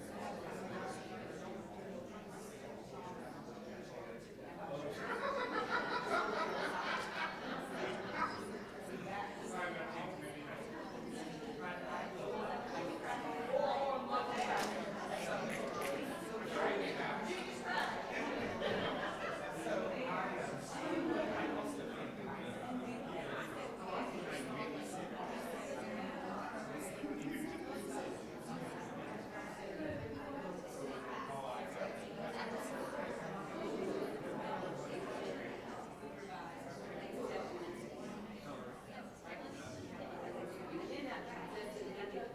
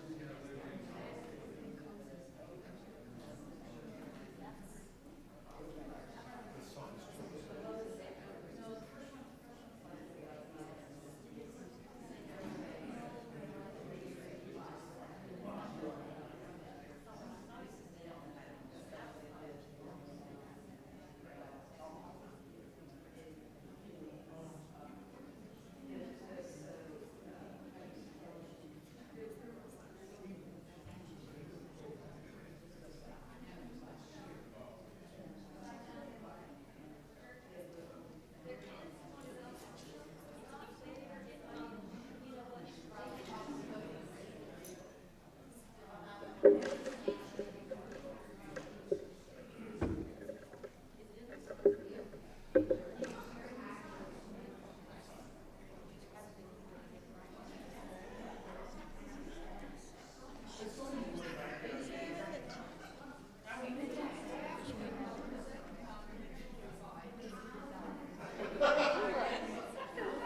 is so proactive. Yeah, I'm a little slower tonight, but you're so smart. I get there. You know exactly what level. Okay, so green is on, and then forward and back. Okay, and that's it. Okie dokie. And I'll pull it up when you guys get called up and blah blah blah. You want me to turn it off so it don't waste battery? You can turn it off, yeah.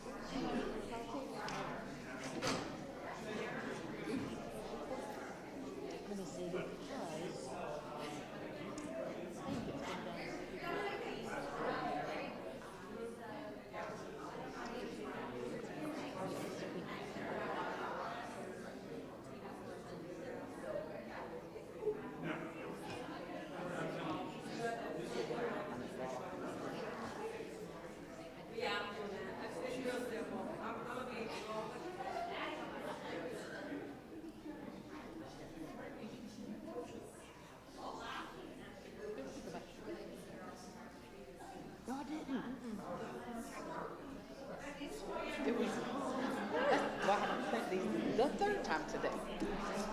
But at least you're good to go.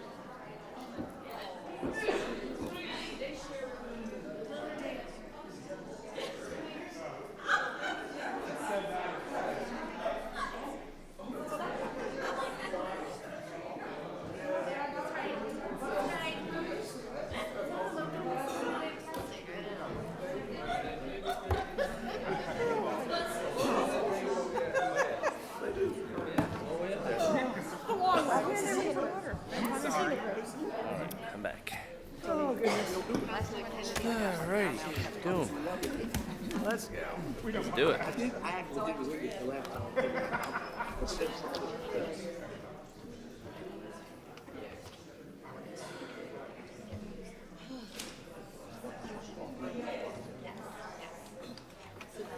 Strategic plan. World. Something that's about to go down.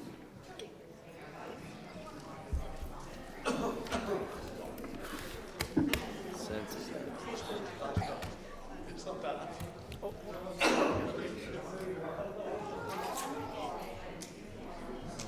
Okay, do what? He's going home. He's had it with you. That's it. He's gone. This car alarm keeps going off. Are you okay? Yeah, he's just afraid somebody's out there messing with his car. There's some This is like the third time. That is the weirdest thing. Oh, there you go. Backup plan. Backup plan. Okay, we're back. Next up on our agenda is information session. And thank you for waiting for weeks and weeks to come and talk to us, ladies. We appreciate your time. We'll be hearing the strategic plan update on academic performance and instructional response from Dr. DeWalt and Dr. Murray. So come on up. Come on down. Good evening. Thank you for having me, and I am excited to share the 21-22 school accountability data. We've experienced quite a bit in the last 2.5 years since last our data was reported publicly. And so as we look at the data tonight, we have to keep in mind the context of the data that we are viewing and understand that it is not comparable to the 18-19 data when it was last presented. Before I begin, I do want to point out at your places, you have the book that is much more detailed than what I will be sharing tonight. And towards the third section of the book, there is a page for each school that outlines subgroup data by test and things like that. So I just want to make sure we reference that. As we think about our strategic plan, one of our goals is that through rigorous academics, that all of our students will demonstrate readiness for productive citizenship, as well as higher education and meaningful employment opportunities. And that's what our data focuses on. We have career and college data, college-ready data that we want to think about tonight. In terms of our strategic goals, academic performance, the one thing we want to remember is that the 21-22 data is our baseline data moving forward. Again, we cannot compare it to where we were previously. And so as we think about our strategic plan and our goals that by 2027 we'll graduate at least 90% of students, we're almost there, in fact, in New Hanover County. Our graduation rate this year was up to 89.1. Yay. So that's awesome. But we do want to remember this is our baseline data and what we will be looking towards moving forward in the next 5 years. So I am sharing the 21-22 academic accountability. And again, the context of this data is that our students have experienced learning loss, a great deal of learning loss. And learning loss is the idea that when students don't engage with learning and instruction regularly, it decays over time. And that's what we have seen in the last several years. And researchers anticipate it's going to take 3 to 5 years for us to see the recovery. And so as we're looking at this data tonight, we're going to think about how long it's going to take some of our students to recover. And really what we're seeing in some of our high schools is unprecedented because of this learning loss. So in the next graph that I'm going to show you, I'm going to explain the graph before I actually pull it up. It's a graph that represents exactly what learning loss is. So on the left side of the graph is the data from 2018-19. The vertical line is always the expectation. It's at 0. This is what we expect. Bars to the left and to the right show what actually happened, how far above or below the expectation the actual performance was. If you look at the 2021-22 graph, that's a demonstration of learning loss, significant learning loss. We see that the vertical line at 0, we only have 2 small bars to the right in 3rd grade reading and English 2. All the rest of our EOGs and EOCs are to the left, and I would really like to point out Math 8 and Math 1. We are seeing students, because of the pandemic and the learning loss, who are entering into upper middle grades and into high school without solidified foundational skills. And we can see that represented here.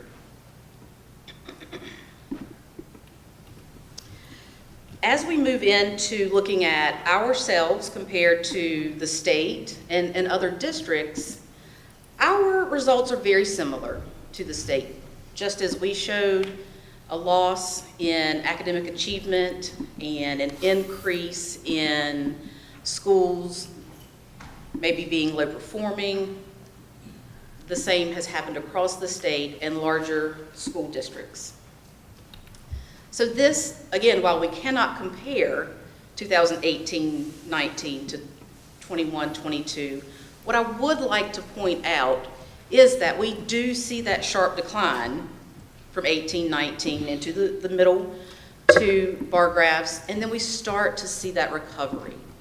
And that's going to be our focus for the next several years, is measuring the recovery that our students are gaining.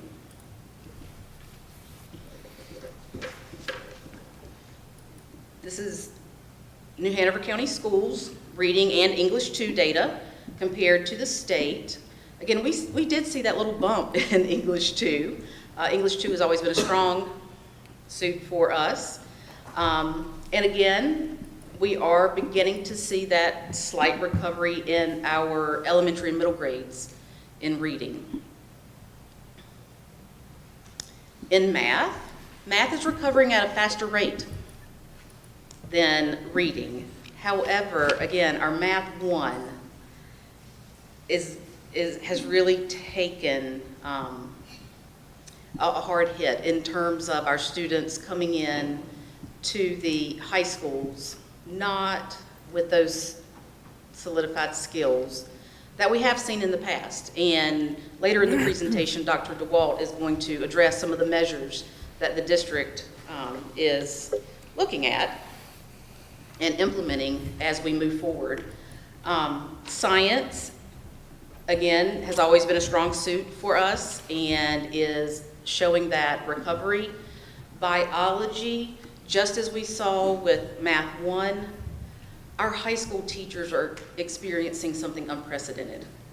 They're experiencing these students who are coming in that don't have the reading skills, the comprehension skills, the calculation skills, and it's through no fault of their own. High school teachers aren't trained in teacher education programs to teach those foundational skills. So they're finding themselves in a place where they're having to teach their content as well as really assist our students in recovering those skills that they usually would come into high school with.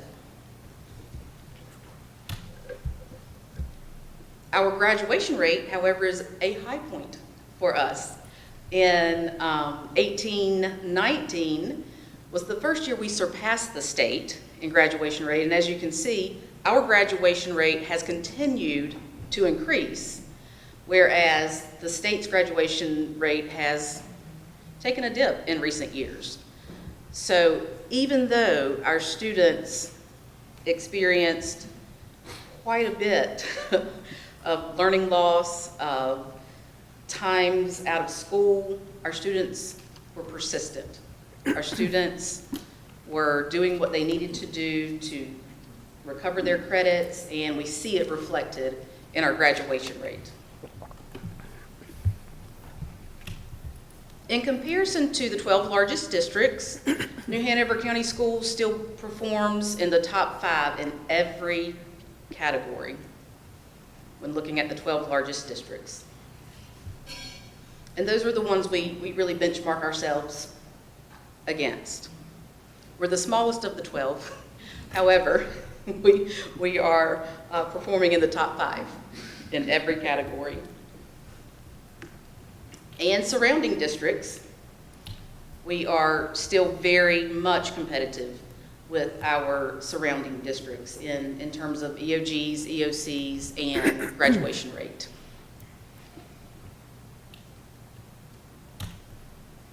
And then finally, before we move into school accountability grades, this is the AP data, the Advanced Placement Course data from the 21-22 school year. We had 1,409 unique test takers, and those students took 2,541 tests. And of those, 52.7% of those tests earned a score of 3, 4, or 5, which may give them college credit, depending on the college or university that they will be entering. So that's about 17% of our high school students taking AP classes that will potentially earn them college credits when they move forward.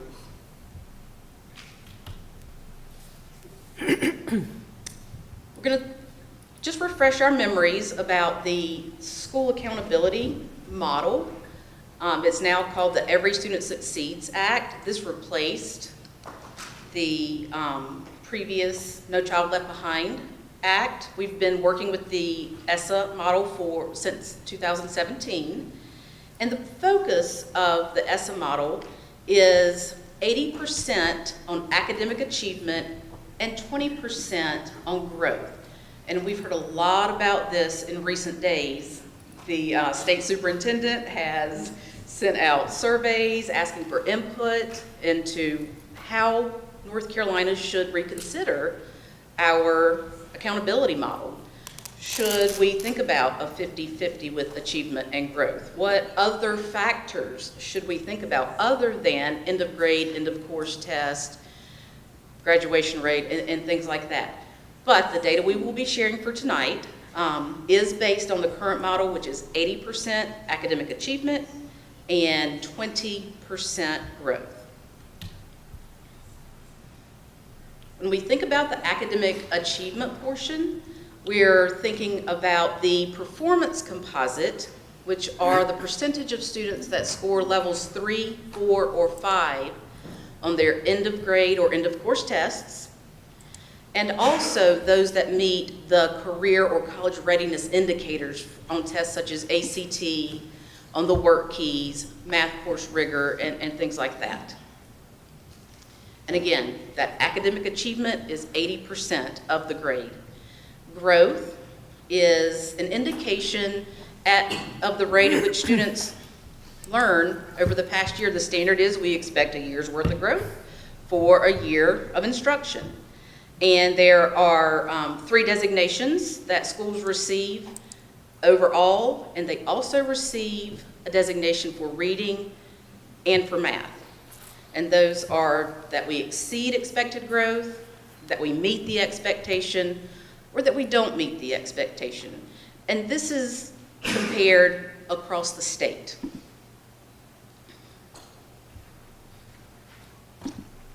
In our elementary schools and middle schools, these school accountability grades come from the EOGs and the EOCs primarily. And then to measure our EL students' progress, we use the access test. So some schools also have an added measure if they have enough students where their EL access test actually impacts their school performance grade. High school has quite a few additional measures. They have the EOCs, which all students are required to participate in dependent upon their grade level. But then they also have graduation rate, math course rigor, which is the percentage of students in grade 12 passing NC Math 3, the ACT, and just to share, when you look at our ACT data, it appears that it's down.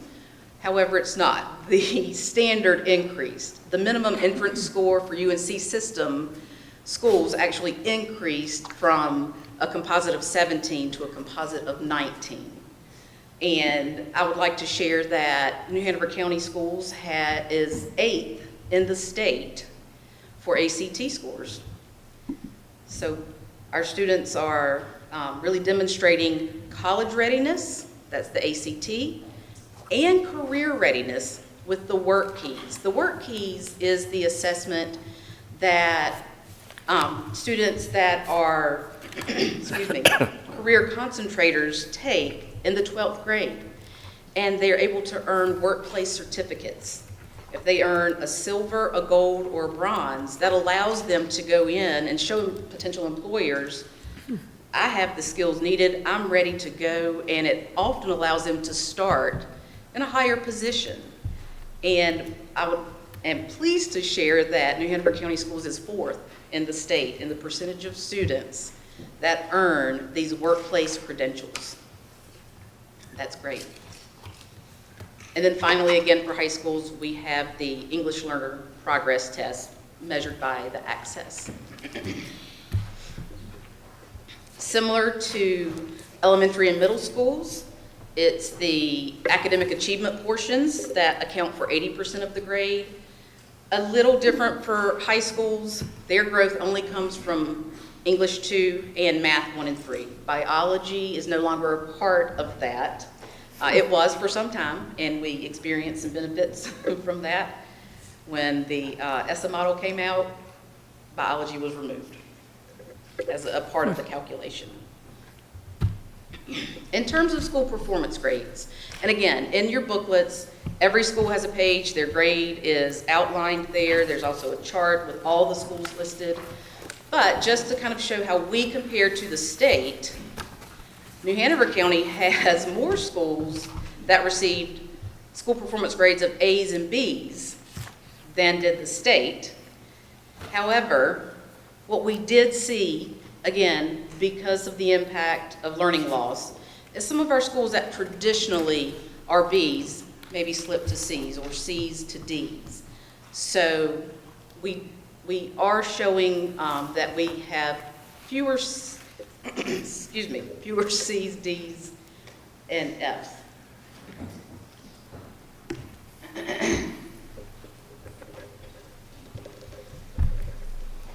In terms of growth, we very much mirror the state.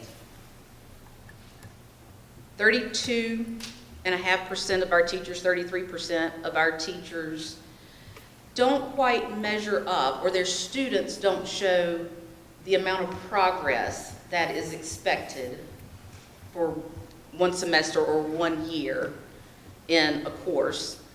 However, 50% of our teachers meet that standard, a little more than 50%. And then about 15% exceed the expectation. So we're in a good position. Over 65% of our teachers are demonstrating that their teaching effectiveness meets or exceeds the expectation.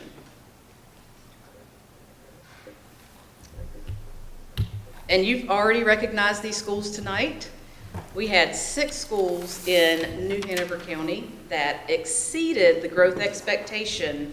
And I really want to highlight one because you're going to see a name on this slide that is not on the next slide because they exceeded the growth expectation, and that is Sunset Park Elementary.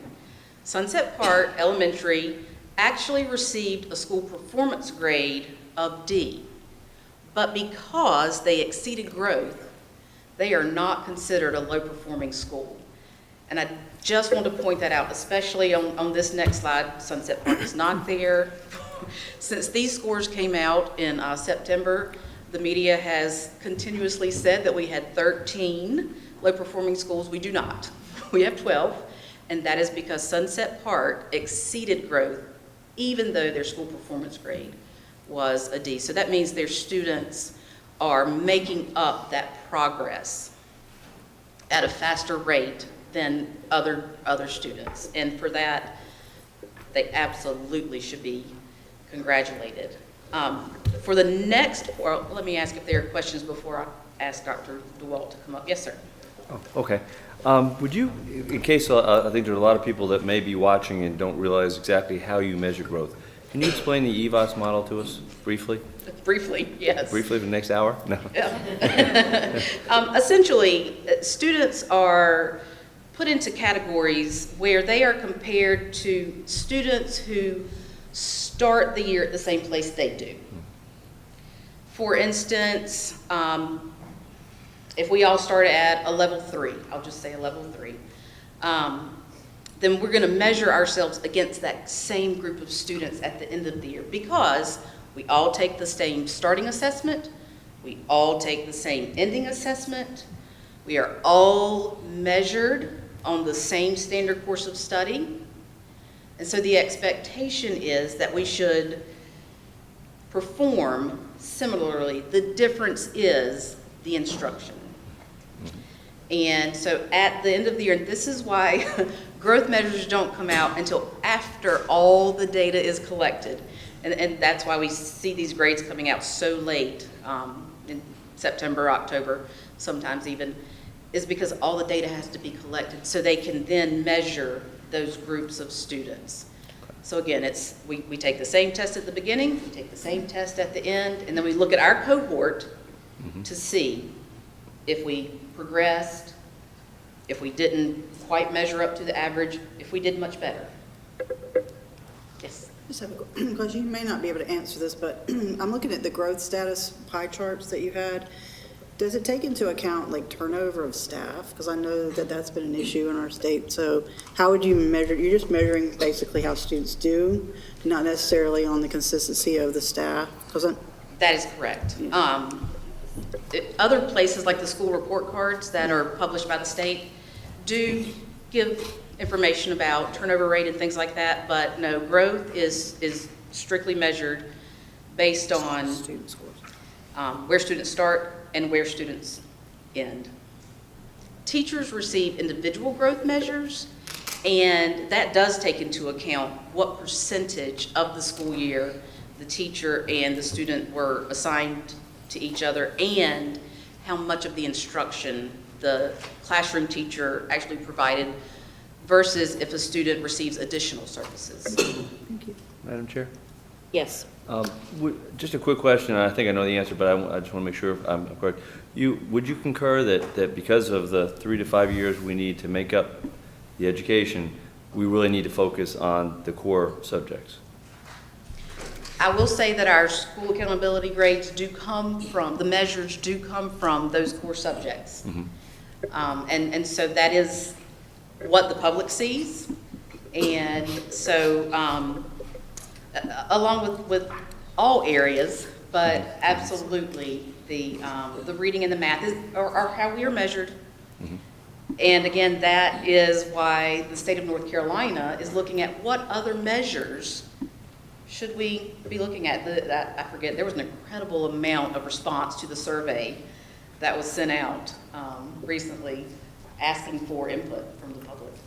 Thank you. But also, we have to think about the influences that the arts have on the cores. Absolutely. So those students who have that creative side, it provides them that opportunity and that outlet to also produce in the areas. So I get the math and the reading. That's what you're tested on. but we also have those variables out there that also influence. So athletes and the motives of getting up and moving and making sure that you're able to produce, because we can't just teach reading. Although some would say we can teach reading all day nonstop, but you have to give students that break and give those the mind the opportunity to Absolutely, and they're also demonstrating and using those skills in the other areas. Absolutely. Ms. Justice? No, Ms. Walker's hand was up first. No, it actually wasn't, but that's okay, because he was expanding on the fact that basically it's not just 4 courses, subject matters. A child is a whole complete being. In fact, Absolutely. the more studies coming out, the more child moves around during the day, the more that they retain when they do sit down with that. Absolutely. So we need to have the arts as a present. And you can incorporate that. A lot of math and music, for example, et cetera, et cetera. Absolutely. And reading into those courses as well. I would say, Ms. Walker?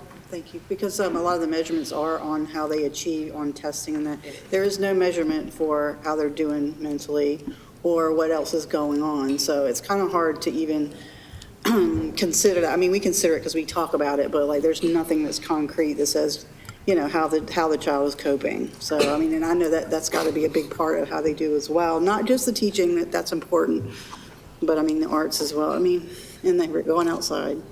Anyway. Mr. Boyer? Yeah, thank you. I want to say this is a treat because it is always nice to talk about, you know, education at a Board of Education meeting. Unfortunately, it almost feels like, you know, driving around Wilmington 4 years after Florence and still seeing blue tarps, because we got a lot of work to do, and these kids need us to be at our very best.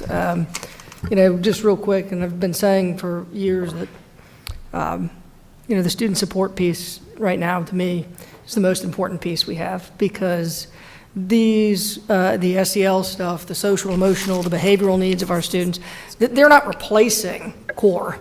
They're amplifying core. They're foundational. Those are those pieces that go in the ground before and lay the foundation before you can do anything. And so we know our students are hurting. We see that throughout the county, pediatrics, everywhere. So throughout the country. But you know, this highlights the impact of that trauma. And I know that we're moving in a good direction. And I just want to thank our staff for all the good work they have done and will continue to do to make up for this. So, Dr. Murray, the DPI is still looking at how our children are performing in science, you know, in the social studies, in our languages. I mean, they're still tracking that. We're just not officially graded on that. Is that a fair assessment? That is correct. So all of our subjects are important, Oh, you know, absolutely. to us, you know. Absolutely. Okay. All right. And Mr. McManus had one, and then we'll move on. You're data driven. That's what we got to be data driven. I really, as I thumbed through the booklet, which I looked at prior to, and then somehow we've got to get out of a normalcy way of attacking low performance. I'm looking at schools, I'm not going to throw out names, although it's public, I'm just not, that had growth and they were single-digit percentiles. So 9% of the students were reading at proficient, as an example, and they met and they had growth expectations. We're still so far away, but yet we celebrate that, and I understand, but we're not even close to where we even need to begin, so they can understand and extract the basic content, reading, of course, literacy, math, science, etc. So what can we do? How do we get out of the box and do something? People say, have y'all lost your mind? Accountability. If I'm correct, we identified, I think we've had discussion for 1,200 kids that needed to go to summer school for reading, math, and how many showed up? 800, give or take. So, not to be mean and not to be threatening, but are we doing the right thing to say, well, fine, you just stay home And come next year, I mean, it's almost like we're feeding the monster. So I'm just saying you weren't listening. Am I making? So you understand what I'm your trying to question say? is, what are we doing next? That's coming next? How do we get out of the box and do something different?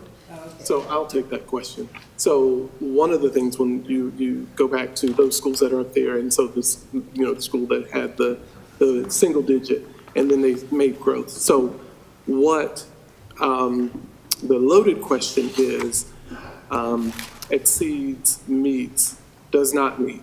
So there is a tracker, a projection that the state offers for us, and it'll say if you're a level 3, you're going to be a level 3 next year. Just saying, or you're level 3, you're going to move to a level 4. That's how you get the meets. If you meet what the state said, you're going to do. If you don't do what the state said, then you don't. And so those schools, even though it was a low, so you go back to the student projector. So let's say they had single digits. However, they could have been a 1. Those students that they were selected possibly could have been a 1 and projected to be a 1, but those students became a 2.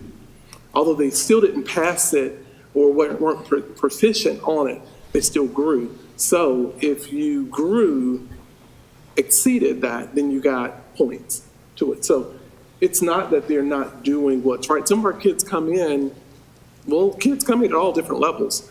And what happens, and the great part about the growth is that it measures you against the kids who look like you across the state. So, and I use my golf technique of they're not going to measure the pros against the beginners. So only the beginners are measured against the beginners across the state, and the pros are at the pro level across the state. And that's how they clump you in. So if you were a beginner, and we'll say a level 1, they're measuring you against level 1, so your predictor is probably maybe mid-level 1 or at the end of a level 1. But if you exceed that and become a level 2, you exceeded growth, but you still didn't become proficient. So what am I saying? What I'm saying is we're doing the right things. We have the professional development to help support those individuals, but it's a long road to travel. There's not a magic wand to say, you're going to read and snap your finger and that kid is reading. There's not a magic wand to say you're going to do math and you're going to do it on grade level, or do biology and you're going to do biology on grade level, or English 2, English 3, or you're going to score a 26 on the ACT. Those are things that we have to continue to work at, and some of that is cultural capital, some is not, some is, the smarts, and it falls in, as she was stating, the instructional levels of what you get. So we are working to make sure that we are able to level the playing field to ensure that the students get the rigor that is provided to them on a state assessment. And so that's what we're doing now, and we're able to measure that and go back and reteach what they didn't get. So again, that's the long part of the question, but that growth model does, in certain ways, it equalizes students. So it's like you're supposed to grow. You've got to grow. If you stay the same, even if you didn't pass, you did show growth. So it gives those schools that are at the 9% that opportunity to say that, yes, we did get a win there. Thank you. All right, Mr. Walt? May I comment? Dr. Walt? Oh. Just a comment. I by no means want to be negative or disparaging about what we're doing in any shape or fashion. But the fact is, they're still very low performing, and then they go to the next grade. And then we hold that teacher and those students accountable, and it's just, I guess what I'm saying is, what else can we do that we're not doing? So the goal is to arm the teachers with professional development that they can spot and see, and that we can offer those supports. Because you're going to get students, you can't hold all students who are level 1s who are not reading on grade level in that same spot. They have to teach it at that grade level so that they get it. So we just have to make sure that we are offering and giving solid feedback when they go in to make sure that everyone is getting better. I think the teachers are doing everything they possibly can. I mean, they're killing themselves. I know they are. We need to hire more teachers. Hold on, okay. All right. Hire more Dr. teachers. Walt, go ahead. Class size. Go ahead, Dr. Class Walt. size. So I'm actually going to go over some of the things that we are doing Right, I knew it was coming. in response to your question to support our students and our teachers. So district-wide, we have a focus on sort of the research-based, high-impact practices that we know move learning forward for students to help address this learning loss. Making sure that students know what their goal is in class each day through learning targets, increasing the time that students are talking to each other so that it's not just receiving from teachers, but they're creating and making meaning together in their courses, and making sure that we have strong visual support tools to support all of our learners as they're going through. These are not new practices for teachers. These are the basics that we know move instruction forward, that we know need to be the focus as we are addressing this learning loss. But as Dr. Faust said, we definitely want to think about our professional development too. We have been focusing professional development on teachers and also for coaches and our APs of instruction at the high school level so that the teachers are getting what they need and those who are leading the teachers are getting what they need, targeted to address the learning loss. And then, of course, we have strategic collaboration with our schools. So each of their schools have their own data and are partnering with us at the district in response to their data, whether that's a PD specific for their school based on their student needs, a collaboration, a walkthrough, specifically designed for that leadership team and what they need in their building, because we know not every building needs the same thing. We also have, whoops, went too far. We also have, as you noted, impressive third grade data that showed, when you think about those graphs that she showed with the learning loss and the horizontal line, our third grade was doing very well. And we attribute some of that to letters and the amount of time that teachers are spending really on that targeted investment into systematic phonics, explicit instruction, phonemic awareness, the basics that we know help students be stronger readers. We have invested funds to make sure that teachers have materials aligned to the science of reading. And we also, with teachers' input, this summer revised the scope and sequence for literacy so that it could be better aligned to what they are learning and what they know will be more impactful for students in terms of literacy. We also have universal screener data. We respond to that data with peer walkthroughs. There are great things happening in our district, and so we want to be able to learn from each other, as well as use that time to reflect on, are we doing the right things to move instruction forward? And the state did approve our district-wide literacy plan, which is fantastic. That allows us to use funds for what we know our students need. It could be manipulatives, things like geodes, certain decodable books. It could also be things like we use some of that money for our TA to provide stipends for teachers. And so all of that money goes towards just supporting early literacy. Math 1, we know, is an area where we need to really think about how are we strategically supporting our students and our teachers to help everybody because of that learning loss and because we know that students are coming at a different level of mathematical foundational knowledge than perhaps we previously saw them coming to us with. So we've done quite a few things to make sure our teachers have support, including common planning time across our four large high schools so that they can use that time to collaborate with each other. It also allows for opportunities for shared professional development. And they have now a common scope and sequence as well. So all schools are teaching the same order of mathematics skills that build upon each other. That was created, of course, with some teacher input as well. We also adopted a common curriculum in Vision, which is really a program that can support the foundation of what they're coming in, as well as the current standards for Math 1. So in that program, there are opportunities for teachers to go back and support the mathematical pieces that might be missing for them to be successful in Math 1. And a lot of that happens during the high school flex period. So teachers can use that time to pre-assess and then pre-teach some of the skills that will be needed to be successful in the next upcoming math unit. And so rather than all of that having to happen during their Math 1 block, we're able to spread that out and use some flex time, or some schools have strategically put their first semester foundations class to support that time for pre-assessment for students to do some of that catch-up so that they are successful in Math 1. This summer, we also had a Math 1 boot camp for rising on-level ninth graders, and we are currently looking into how we can make sure that that is able to happen again for eighth graders who will be ninth graders next year. And then for biology, we have a lot of similarities to what we've put in place for Math 1. Just like Math 1, we adopted a common curriculum resource. We have provided PD for teachers on that resource. As we've moved one-to-one, we also have digital access for families and for students of that, as well as the common scope and sequence, so that no matter which school you're at in New Hanover County, your knowledge is building in the same way across the biology units. For teachers, we have self-paced professional development. We know that their time is stretched and that there's only so many hours in the day, so that allows them to work through the professional development as needed with their schedule, with their families, and on their time in the building and also their time at home. And gratefully, you also allowed us to hire a science lead teacher for the first time in many years, which is fantastic to sort of lead the vision for science and to support teachers, students, and instructional leaders across New Hanover County.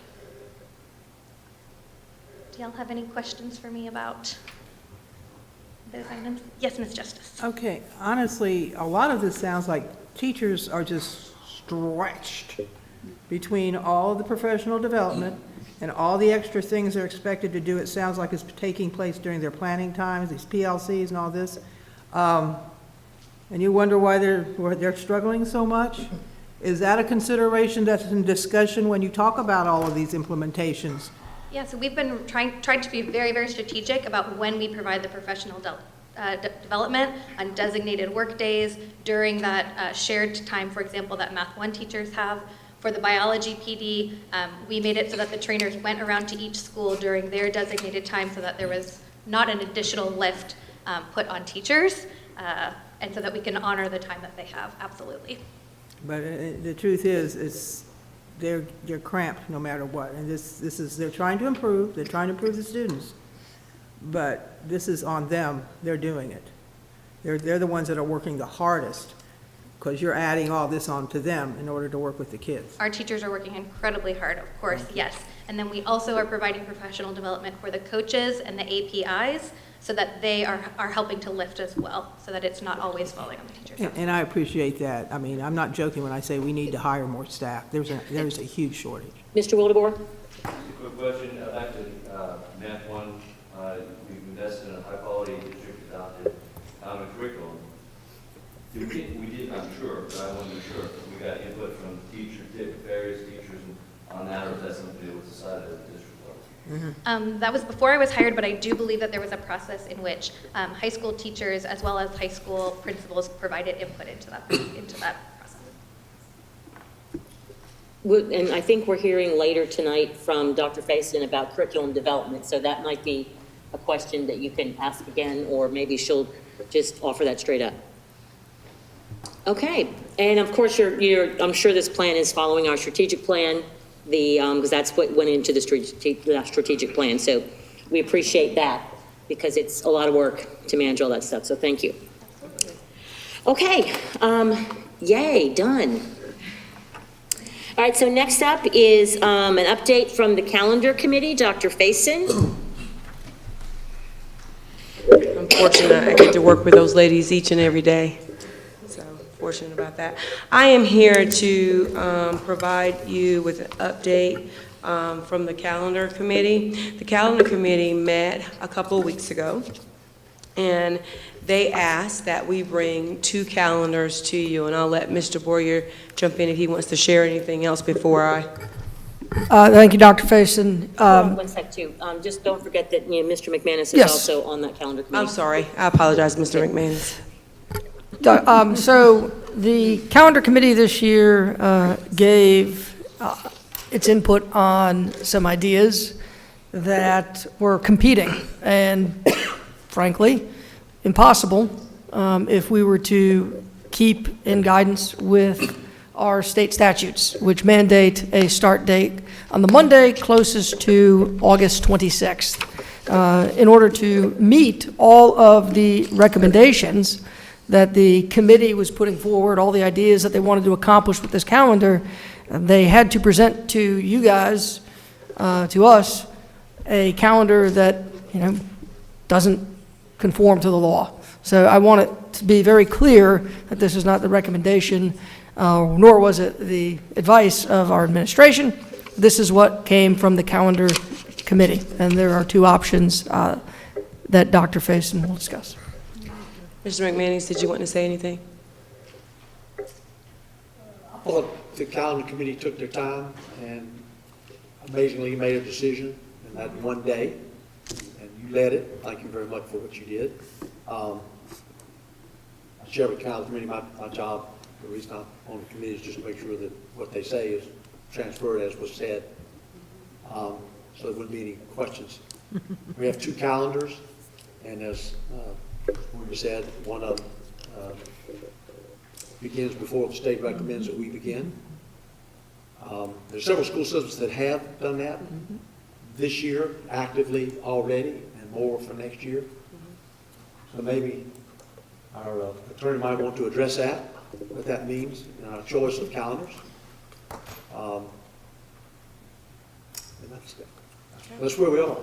And I would just like to add that the board members are have equal voice in that. So we're not there to be overseers. We're there to be workers and discussers. So, and you are the chair. They are board members as committee members, just so that everybody is clear on how that process works. So, does anybody want to start the discussion? All right, so you're here to, huh? I was going to highlight. I'm sorry, I thought she was. I was going to highlight the calendar. And so what I'll do is the calendar committee, first of all, just repeating what the gentleman said and Mrs. Craybill, the calendar committee worked very well together, and they worked hard. And they're very committed to bringing you these two calendars. So I'm just going to highlight a couple of pieces that I think will be beneficial for you to know as you think about these calendars. The first calendar we're calling Calendar A, and we have it up, and it is basically very similar to the calendar we currently have right now. Excuse me. So the school day it would start on the 28th of August, and we would go to the 14th of December, and we will not start in our second semester until January. And our last the last day of school would be June 5th. So this is basically the traditional calendar currently like we have, very similar to what we have. So there is no finishing prior to winter break on Calendar A. The Calendar A does have balanced semesters. They're pretty balanced, rather. 89 days in semester 1 and 86 days in semester 2, with a total of 175 days, 1,050 hours. Calendar 2, it starts August 21st. It would end, the semester would end the 21st of December. The spring break would run from the 22nd of December to January the 5th, and school would be over May 24th for students. That calendar has 83 days in semester 1 and 92 days in semester 2, for a total of the same amount of days and hours. I'll take any questions, or, yes, ma'am. Ms. Justice? So the second one, with the semesters even, was the one that the committee recommended? The committee asked that we bring two calendars to you. The one, you're asking me which one they... The one with the semesters evenly balanced that ends at the end of December. Yes, they asked that we bring these two calendars. Okay, so they recommended that one and the other one Yes. to bring to us. All right, one other question. Now, last year, we were presented with this in December, correct? Yes. Okay, and we've got an election next week, and we're going to have totally new board members. At least one, if not 4, I don't know. Yeah. Mhm. And so I'm trying to figure out why we're bringing this now. It's not on, I'm just trying to figure out in general, why are we not waiting a Well, month? normally they're brought a little earlier. I know you guys were December December last year, but normally they're brought earlier. I'm not talking about our district. And one of the things that was really important about this, because this is just the traditional calendar. So what we're trying to do is not have some of the issues that we had before. So we have the other schools in limbo. They are waiting to see what traditional calendar will be adopted so they can match up some PD days, because their teachers are working hard, and it's not fair for them not to be with the rest of us when they have that. Second, spring break for parents. So this is one reason why we're here, is because, like I said, they're in limbo and they can't do anything until we decide what the traditional calendar. They could, but in the best interest of parents and students, they want to wait. Well, Ms. Walker? I'm expanding on this question. So, but what you're saying, in the past, if we've waited until December to do it, and these other schools still waited, they understood how the process went. That didn't really change anything, because we still waited until December, and they understood that they were going to probably be aligned up the same way that they had been aligned in the past. So they knew about the holidays, this, that, and the other expectations, and they, you know, I just didn't see that as a problem in the past. Ms. Walker? Well, one thing I did want to point out is that I understand that the calendar committee is run by not a board member anymore, but we do have to make the decision. So I'm appreciative of having 2 calendars. I think based on feedback from last year and in the one I went to, where, you know, they were very much wanted to have the semester end in December. I know there were 3, but you all only brought 2 forth. The committee insisted to just bring the 2. I They got voted you. on that. But I'm saying the one they voted for, was that the one that ended in December? B2. B2, I was okay, referring. thank you. Yeah, So yeah, so that's the one that extends the calendar year out. Starts on the Starts We on the had said we 21st. would bring you guys 2 calendars. No, I get it, I get Okay. it. So, but that one also fixed the problem of the dual enroll students and the AP issue. Yes, ma'am. And finishing in December, so the exams are done, and then there's a new semester that starts. I think that was very, very important last year, and it's important this year, Okay. right? Okay. What the calendar committee said. Thank you. All right, so I'm going to go next, since you've already had a turn to talk. The question that I had between the 2 of these, one starts on the 21st, which is ahead of the 26th, and one starts on the 28th. So that is kind of a little bit of a concern to me. On draft B, B2, we don't have graduation until a week after school gets out, is what it looks like. So we are done on the 24th of May, but we don't start graduations until June 3rd. So that was just kind of interesting. That is strictly a typo. It was just left there. We wouldn't know when graduations would be. We haven't talked to the principals there, but most likely the graduations would be that next week or the week. Whenever we normally do graduations. I have to go back up. That's strictly a typo, I apologize. So we will do, see, it's the same from the previous calendar, so that's why it's there. So we would do graduations, we normally do graduations the last week of school, am I correct? A week before we get out. So we would do it the same method we always done. Okay. So I apologize, you caught a typo on it. Okay, not a problem. It's just that was copied over. And then in November, on calendar B2, again, the November 22nd is a vacation day, but in calendar A, November 22nd is an undesignated work day. So how does that play into, teachers' time off?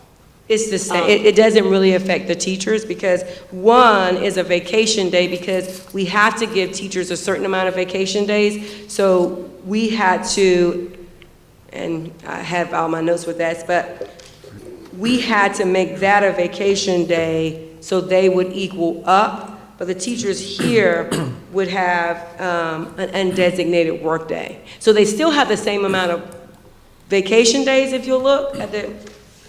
So the teachers still have 11 holidays and 10 annual leave days. We have to do that.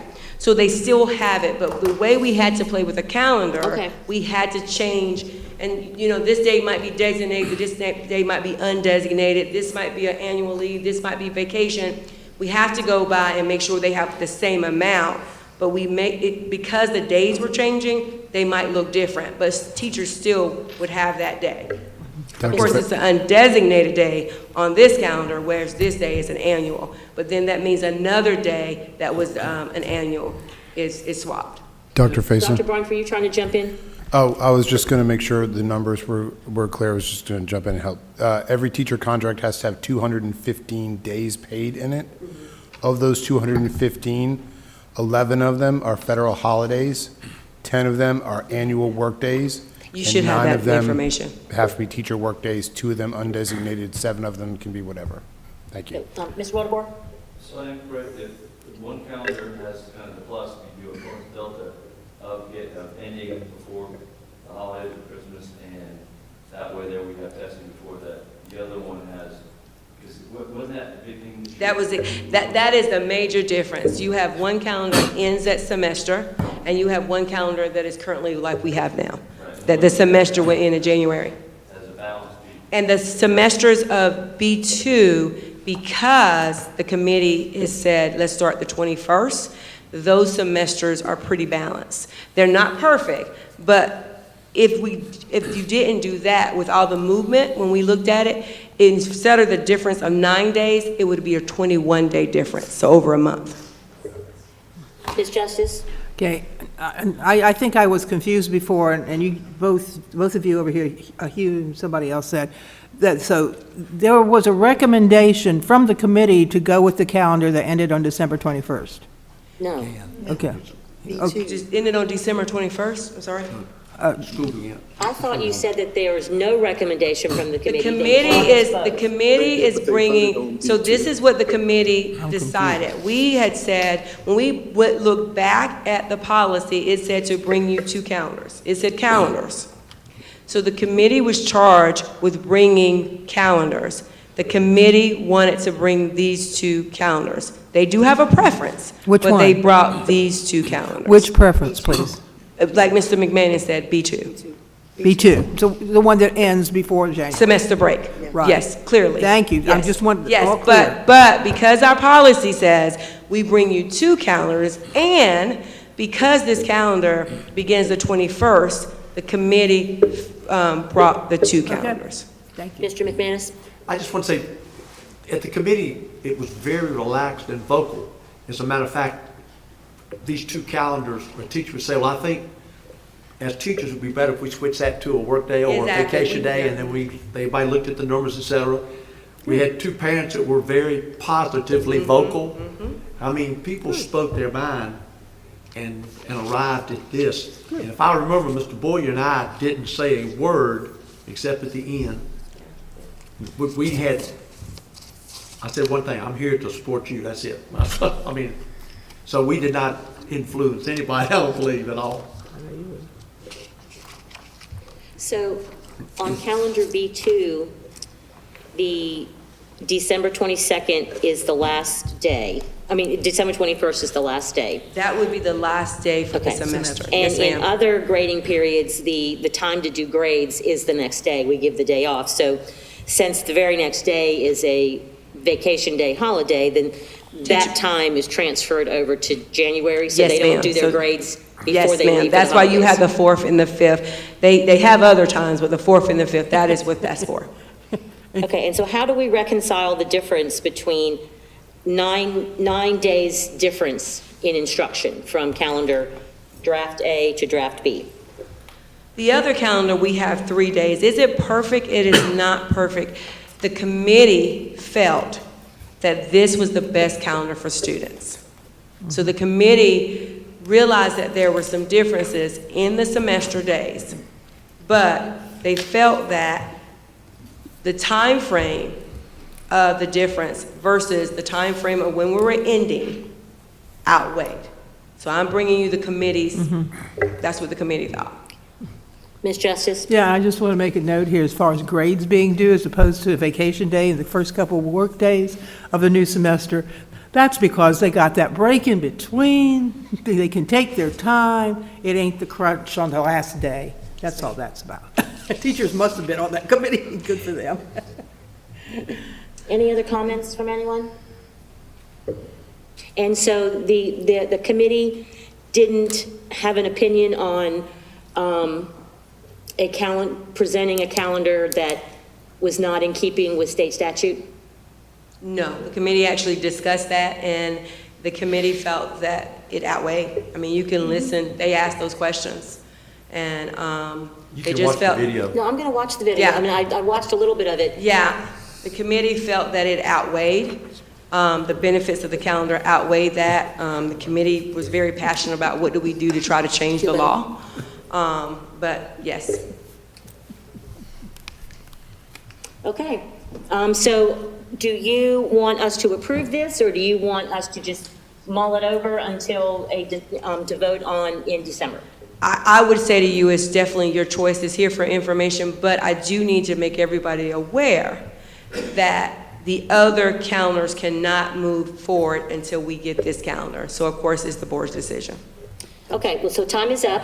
I'll say that was the same as last year. I mean, we did it in December and it was fine. I'm just saying, all right. So So time the is other up, so- calendars won't get approved until January. Right. So I just wanted you guys to be Okay. aware of that. It'll be okay. All right, well, so for information, so thank you very much. We will take that under advisement and be ready to go in December. Okay.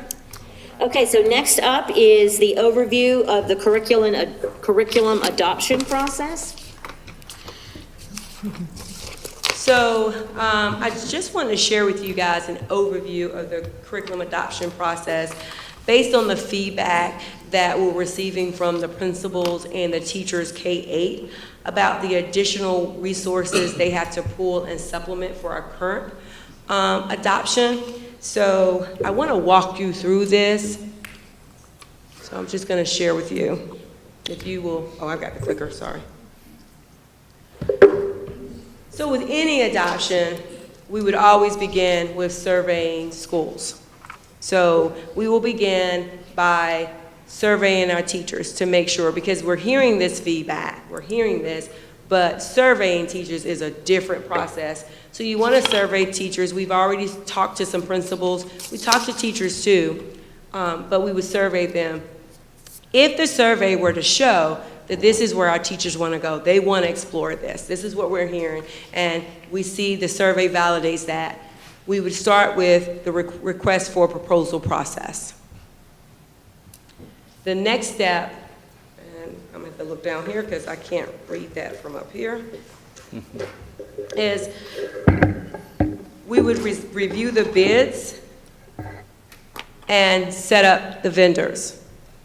So we would get probably maybe 8 to 10 bids for this, but then we would have to review those and weed those down, of course.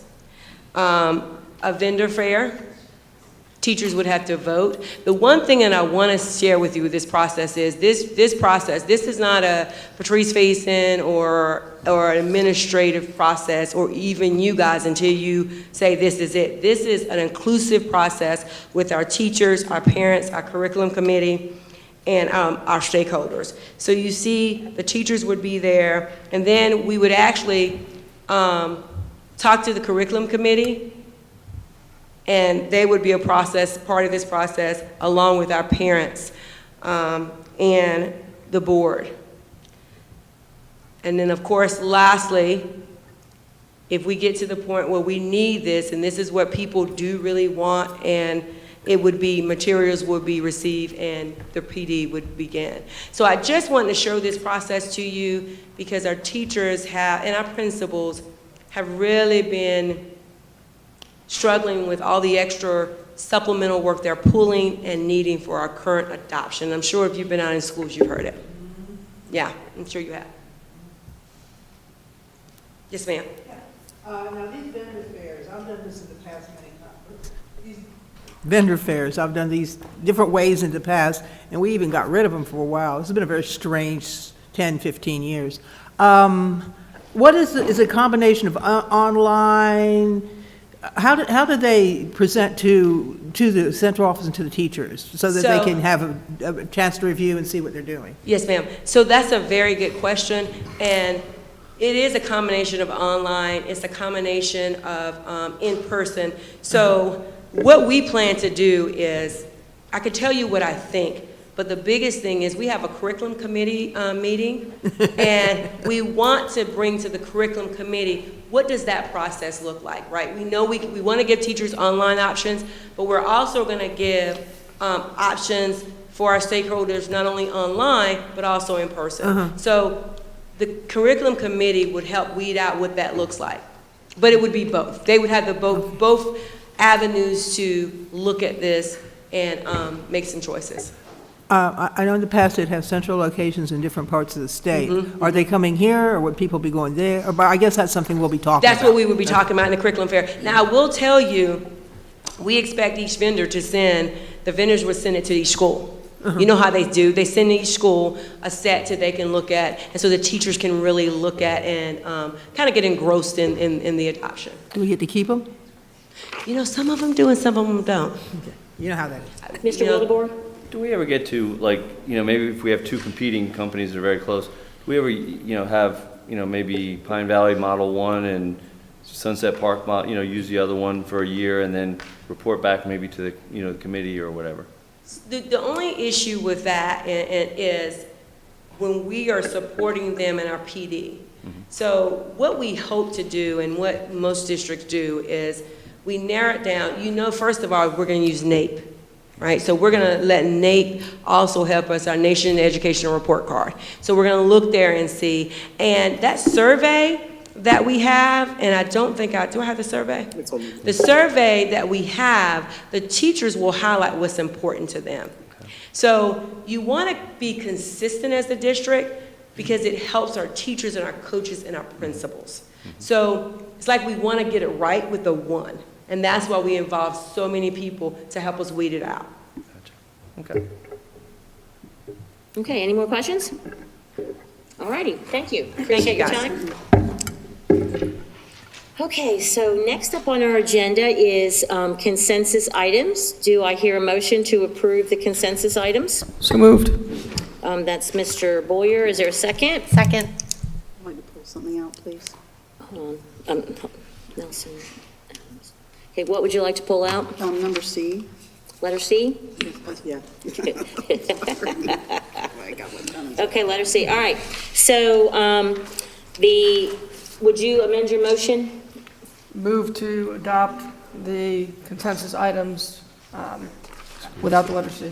Without letter C, okay? Second. Okay. Okay, any discussion? All right, all in favor, say aye. Aye. Any opposed? Okay, so all the items are adopted or approved except for letter C. So this one belongs to Dr. Barnes. Ms. Walker, do you want to ask a question? Yeah, sure do. I think what happened with the MOUs last time that we didn't quite pay attention to, I just want to make sure that any MOU that we fully understand what it's all about. And I had a lot of questions with this one, and I was hoping that at some point we could get someone here to present to us and explain some of it.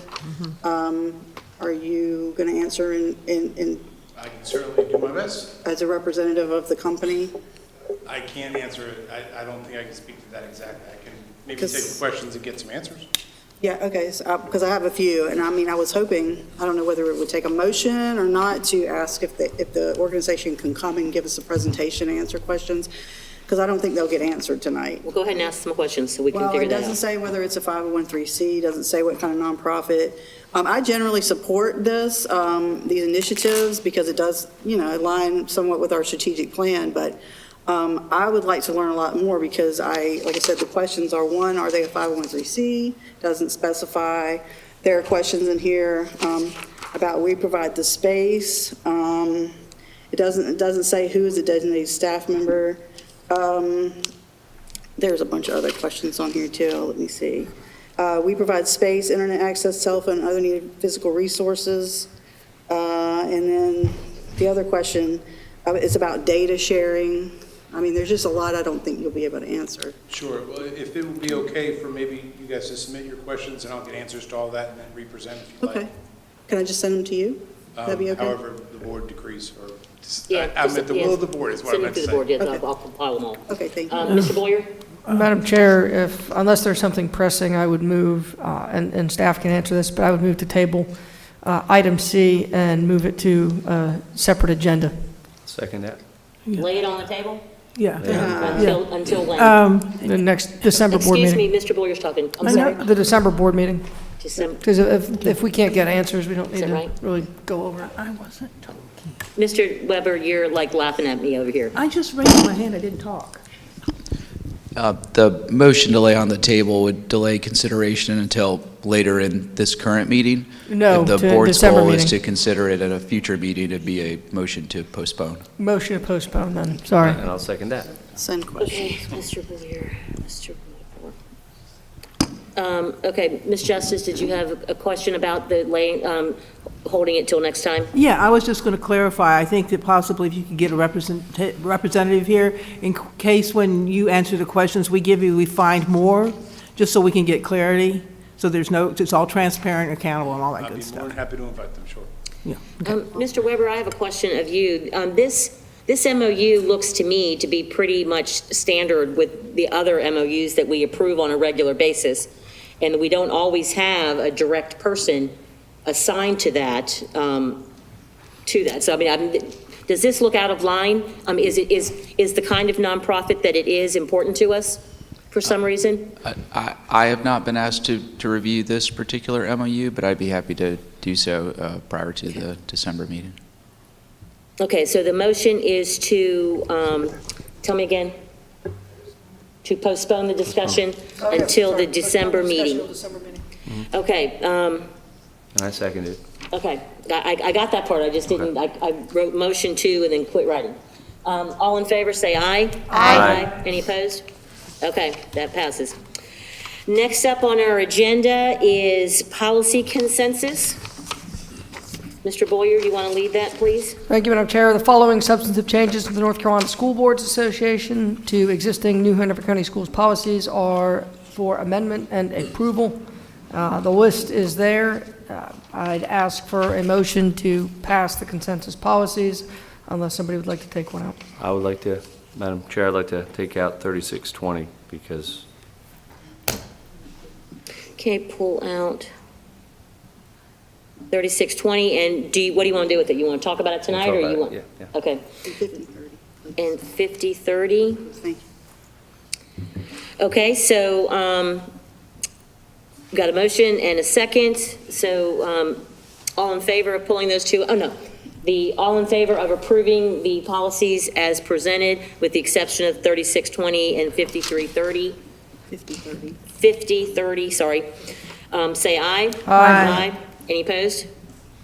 Okay, so, Mr. Wildebohr, why don't you go ahead and get started with your questions on 3620? well, there's no real questions. It's just a matter of I just can't vote for 3620 as it is written at this time. So I'll be standing against that. Okay, so this came through policy, right? And, It did, and voted against it then too. okay, 2-1.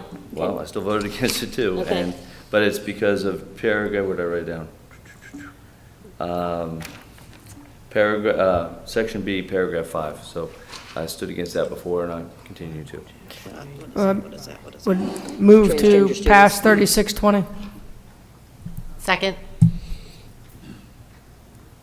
All right, I'm sorry, I was helping Ms. Walker with something. So tell me what we just said. He I voted, motion to pass 3620. Motion to pass 3620. Yes. And I seconded. Okay, so that's Nelson and Adams. Okay, is there any discussion on that? Since Mr. Wildebohr pulled it off, he gets to go first.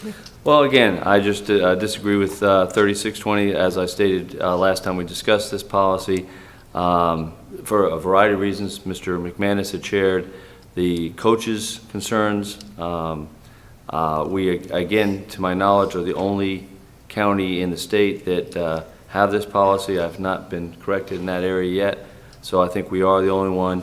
And again, as it was shared, a lot of times, it also sets our students up in a bad situation because they go through middle school with one understanding, and even though it says in this policy, I don't think there are many students that are coming in and reading this policy, they get to the high school level and all of a sudden it's a new set of standards for them in this area. So, and I know, as we discussed before, there's not a lot. It hasn't happened, it hasn't come up, but everybody else that I know of in this area or in the state basically following the same policy at the middle school and high school level. And I still think that's the right way to go. Okay, who wants to go? Ms. Walker, did you want to go? Yeah. Okay. Mine was actually in a different part, that's why I was employed. I had a question about Part A, requirements, participation. I just want to know the line that says in the first paragraph that adds the superintendent or the school. It says meets behavior standards established by the board, the superintendent, or the school. I just want a clarification on behavior standards are set in policy, correct? So is there other behavior standards that I'm not aware of that are approved by the school or the superintendent? Is that? It's just a matter of like just wondering whether the wording is correct or not. You mean the part that says giving the school the option to have different policy? Well, it says it's added in the superintendent or the school. I just didn't know if there was separate behavior standards that the board has not already passed. That came from the NCSBA, that they felt it was necessary to have superintendent. Would there be different in there behavioral standards that they the school or the it didn't really say it, and I forgot to bring my does anybody have it with them? Okay. I mean, it's just.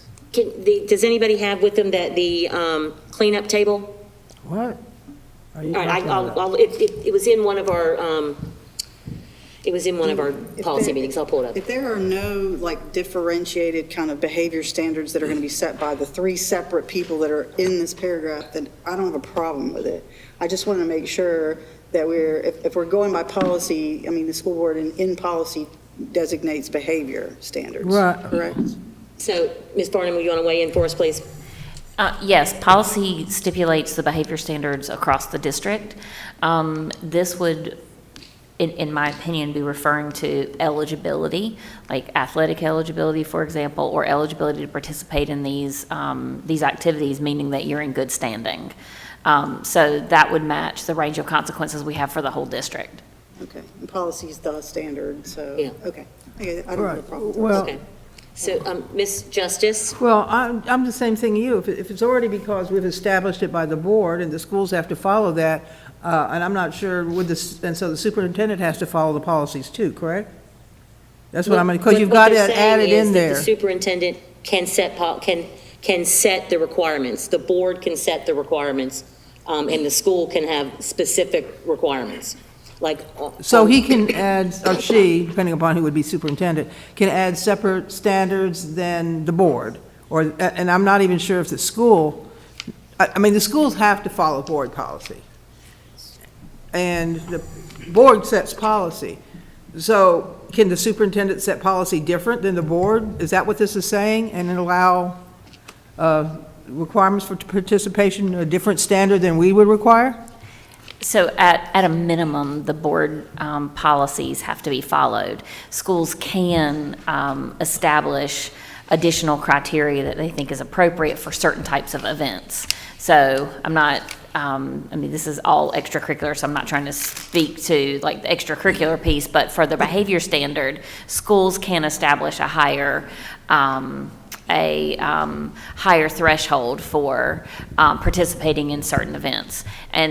But mainly the board policies, and I don't know if Mr. Weber wants, oh, good, I see him with his mic in hand. Yay. I'll volley this over. But the board policy at a minimum can be followed. Schools can go a little bit above and beyond, and so can the superintendent. Well, but this is new. We're just adding this. We hadn't had the superintendent before. And that was recommended by the NCSBA. I found it in the cleanup chart. Yeah, well, My understanding that, Chair Crable, that these are recommendations from the NCSBA. I just found the cleanup table from the last policy committee meeting. That's what I was looking at.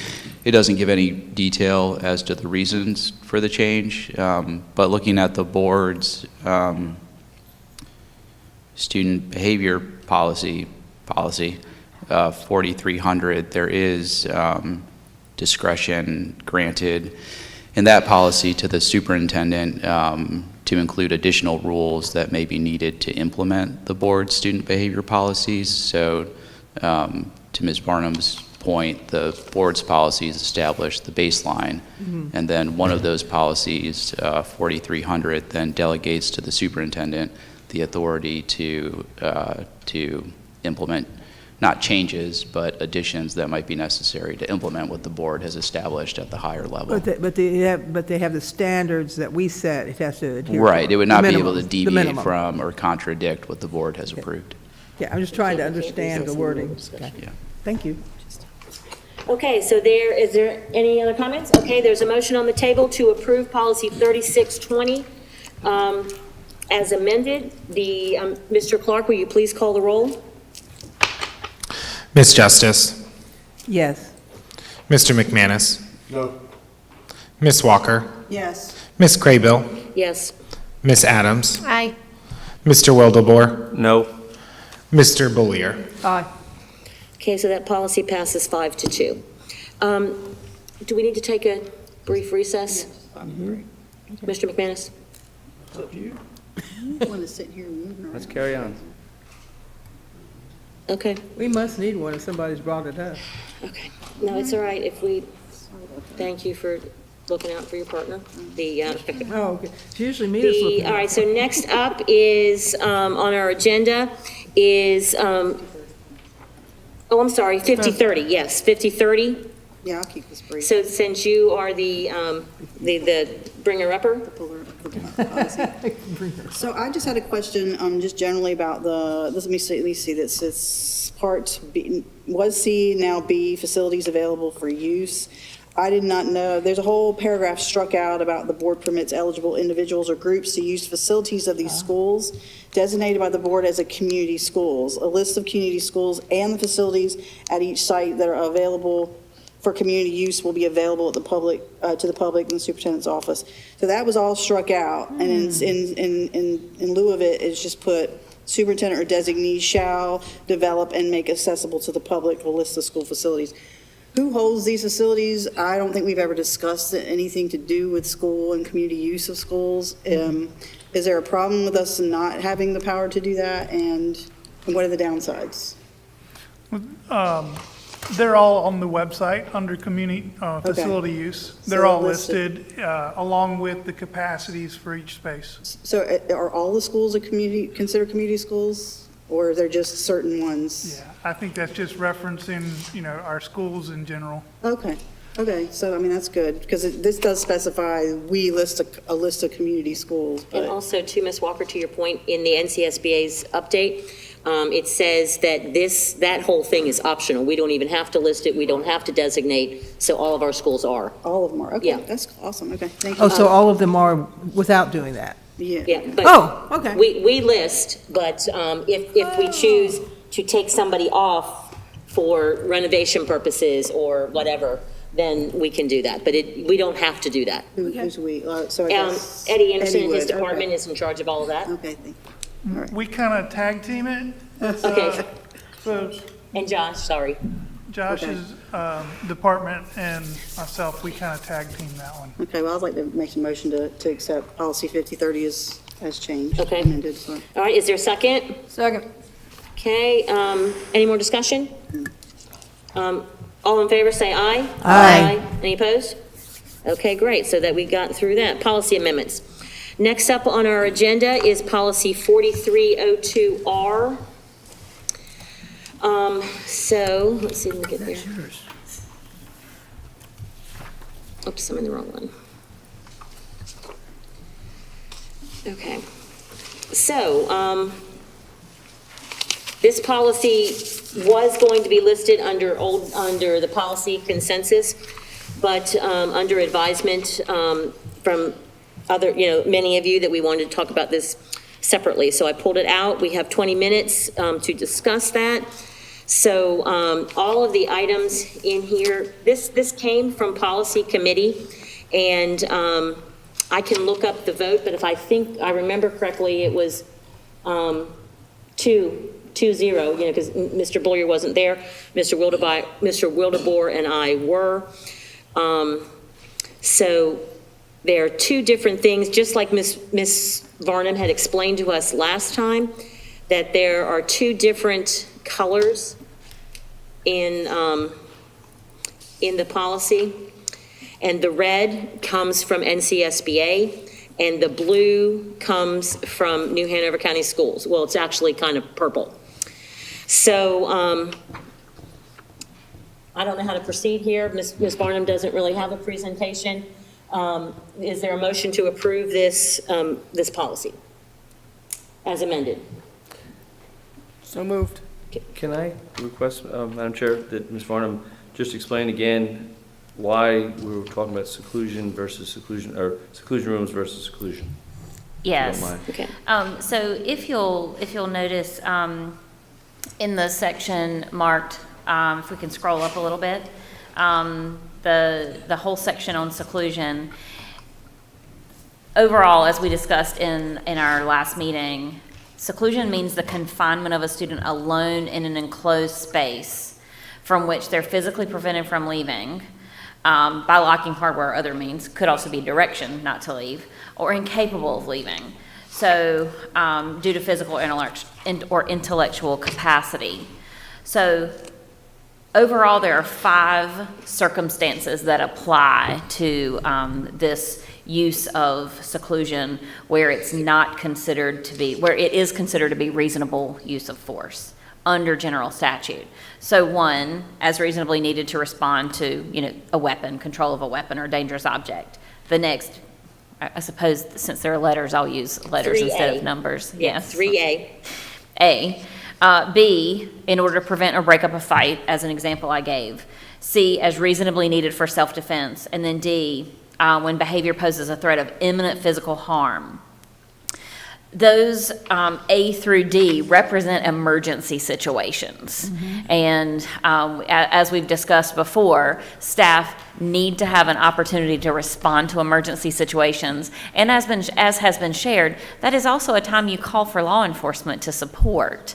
It doesn't mean law enforcement is going to be right there at the moment, but they will be on their way. Section E is where we really see the change beyond this school year. So that one is when used as specified in an IEP, a 504 plan, or a behavior and intervention plan, and all of these components are in place. What we are basically altering in this regulation is section E here, 3E, because in the purplish color down at the bottom, well, let me highlight one thing before we get to that. So it does say, except as set forth above, the use of seclusion is not considered to be reasonable force, and its use is prohibited. So this outlines the only options to use it. In addition, seclusion will not be considered a reasonable use of force when used solely as a disciplinary consequence. That cannot be underscored enough. Seclusion is not to be a disciplinary consequence. So in this section, for the remainder of this school year, the use of seclusion rooms will only be used in those most rare circumstances to de-escalate the physical injury of others when all other intervention has failed, in accordance with determination from the team for that child, whether it's an IEP team, a 504 team, a team of MTSS staff that are supporting a behavior intervention plan, and with parent guardian consent. But then that next piece, as of the 23-24 school year, rooms designed specifically for seclusion will no longer be operational. That means that all of section E, because one of the requirements is a room has to be specified, all of section E is non-existent beyond this school year. So seclusion would only be used in the emergency situations listed in A through D. That would be those situations you would then call on law enforcement to come and support. That substantially and substantively reduces the seclusions vastly, and not entirely every situation, but the vast majority of seclusions that have occurred. Because we will not be, for example, under E3, the confining space has been approved for such use by the school system. we will not be approving confining space. Therefore, all of E is no longer operational. Thank you. Mr. McManus, did you have a question? No. Okay. Ms. Justice? So what you're saying is after this school year, E and below will not exist? Yes, ma'am.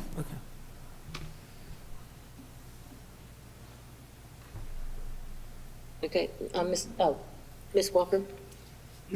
I guess my question is, because we did talk earlier about practice, and I feel like in situations when where it's an emergency, I mean, is that technically a seclusion, or is that covered under another policy that we already have in place? That would be the easiest place to land, but unfortunately, the technical definition for seclusion includes use in any of those situations. It does. And so anytime by the basic definition of seclusion, anytime a student is placed in a space, whether it's a classroom, the principal's office, you may not leave. You are alone in there and you may not leave. That meets the definition. So that's what cannot be taken away in order to maintain a safe and orderly environment. However, all of Section E can, with the use of other supports, planned supports, predictable supports. When working with a student that has any type of significant needs, behavior, mental health, any of those things, there's a plan in place. And using alternative methods for de-escalation and support, crisis support, that doesn't meet the same as A through D with an emergency situation that could not have been predicted. So, yeah, so just to follow up, I apologize. So like, I know, once these things get changed, and I know there's questions about whether or not, where would the designated rooms, if we don't have them anymore, would they anywhere become a seclusion place? But also, if we have staff that is getting trained, and I know we haven't had an update on that in a while. I know like a couple of meetings ago, we talked about the training and how you had funding, but then it kind of fell through. I guess if we start changing these policies, I want to make sure staff feels supported, and therefore the students are supported, because I know that's a very important component of what we're doing here. So I guess my question would be, based on the past and maybe perceived abuse of the seclusion policy, we don't want that to happen anymore. And I guess maybe it's like something very new for the district to be doing now. I just want to make sure it's done correctly. How do we ensure, like, well, the district going to give us ideas of when the training's going to happen? If you need funding, can we help you get funding? I don't know. I don't want to leave staff without any means. So we have, in the last week or so, gotten approval for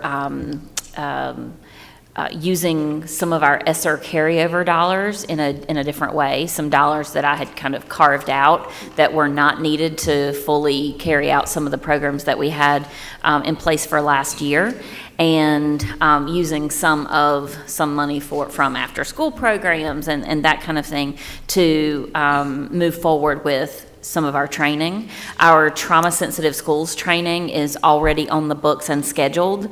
While it does take staff out of the classroom some, it provides a valuable resource for how they are able to support in the classroom on a daily basis. So that is already, we've already gotten that funded, and as of last week, we received approval on the ESSER carryover. So we're moving forward with those. As of yesterday, we had contact within the past week with the staff in Lives in the Balance to reset up that calendar date. But once we have the contract, we have to get that moving and then set the dates up.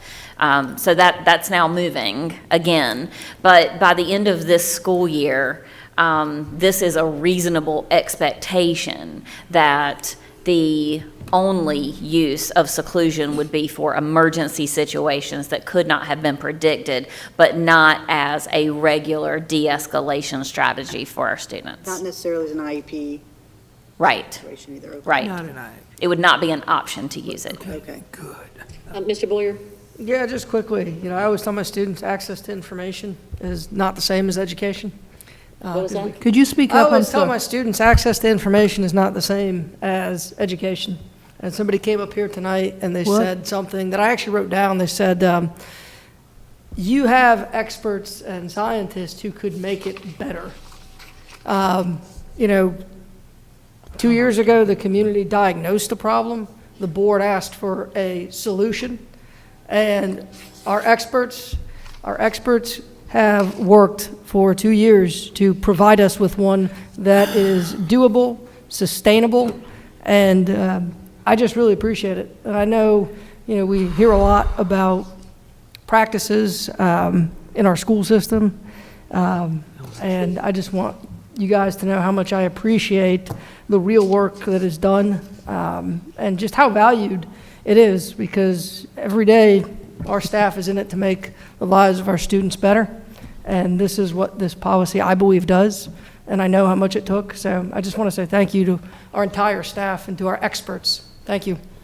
Ms. Justice? I'd like to thank the parents that have been bringing it here for 2 years. It hasn't been 3 years. They're the ones that are the emphasis for this. The staff is wonderful. They've done their jobs, but the district has been pushed into doing it, okay? So let's recognize what this is about. This is a change in a culture and an appreciation for the development of kids and what really does work and doesn't harm them. And I'm so glad we're not going to be doing this anymore. I do see the need for it through E. I have worked in schools. You've got these emergency situations, you got to be realistic. But otherwise, I am so glad to hear that we're coming into the 21st century and doing away with this horrible practice that, in my opinion, was torture for children. Sorry about that. I know it's a cultural thing. So to Ms. Walker's point too, I just wanted to say that I don't know about any of you, but I have been reached out to by teachers who are concerned if we take away their only option of managing behavior that has gone awry, a student who's in crisis, then it will be very tough. So I am in support of this at the way it's written, so that we have not only are protecting our students, but we also are protecting our staff, because we have had some teachers who've had some pretty significant injuries and some pretty significant incidents, you know, around that. So I just wanted to do that one speak up, you know, that I'm sure you've heard, because, you know, we all have heard a thing or two. So, Ms. Adams. I would like to, again, echo, I know this has taken a lot of work and a lot of effort to get here, and thank you for all of that. Appreciate the advocacy for those that have come for all these years. I will say this. There were multiple educators that were considering coming to call to the audience this evening to share their perspective. Because of the advocates in the room, they felt that they were concerned about retribution, and I'm being honest with you about that. They were worried about retaliation and about sharing their story. So I think it's very important that we listen to the people that are in the classrooms that are dealing with these emergency situations. Students do come first, I agree. But we have staff members that are also being traumatized by circumstances that are occurring in the classroom. We cannot ignore that. I think this is a good balance. I think that we are moving away from a practice that we all agree is not correct, it's not right. However, there are extreme circumstances, and the safety of our students, the safety of our staff, that all matters. And we can't ignore the people that are the ones implementing these policies. They need to have an option. I appreciate the work that went into this. I think that being able to have an option for extreme circumstances still as a possibility, with the definition of seclusion being what it is, I will support the update as it is, and I appreciate the work that went into it. And I thank our educators that are out there learning de-escalation techniques, doing what they can to provide the best services to our children, but we cannot forget them in this conversation. I have spoken with someone that cried to me and wanted to be here to share their perspective and the trauma that they have been through, and didn't feel comfortable coming into this room to call to the audience, and that is a problem. Ms. Walker. Ms. Walker. So I would like to say that it's on us how we support our staff. Mm-hmm. You know, I understand, because I think what makes me very nervous is because in the end it's what affects the children. And I think supporting staff is the most important thing that we have to do, and that is on us to do that. And I've talked to a few EC teachers, and I will talk to more, as many as I can, for them to let us know what we have to do to support them. I don't want them to feel that way, but they also, I'm sure most of them don't want to be secluding kids. I just don't think they do. And I think if they had a better means and better support, they wouldn't have to. And that includes having assistants in the rooms with them. It includes the training. It includes everything this district can do to help them. So I don't want to vilify anybody. I think I'm glad we're making some changes, and we can build on this. And I just feel like we have to do our jobs as a school board. Ms. Justice? Yes, nobody needs to be vilified on either. There is no side. We're all on the side of kids. And I want to assure those staff that I've worked in at least 4 or 5 other districts. I've never seen the use of these seclusion rooms in any of them. And that's why I made the statement I made, because I know it does not need to be dependent on, the culture in the school depended on it in the wrong way. They didn't provide them the training. That's why I'm so glad that it has happened the last 2 years. And the whole concept was brought forth by the parents who cared. So it's obviously the staff and the parents and the central office who are working together. So nobody needs to be vilified. And I'm sorry if somebody felt like they were threatened, because I know people on the staff, and I know these wonderful parents that care, and nobody should be feeling like anybody's threatening anybody. But it does work. I've seen it work in other districts that have never needed it, and I'm sorry that they came to the point where they thought that that was something they needed in order to work with children. And I'm sure that in the long run, they're going to find this is so beneficial. So beneficial. So I'm really glad that this is happening. Mr. McManus? I'm just going to compliment Barnum on how she can put up with all my personalities in the audience and come up with something that seems to work every single time. Kudos to you. I mean, everybody works hard, but somehow you got to dump on me right in your lap, and you came through. I really appreciate it. So is there a motion to accept policy 4302R as amended? So moved. Okay, so we got Ms. Ms. Justice, Second. and then Mr. Boyer. Do we need to do a roll call? Okay. Any more discussion? Okay, all in favor, say aye. Aye. Any opposed? Okay, so that passes as amended. Thank you for the work on that team. So next we have on our agenda is approval of school improvement plans. Dr. Faison.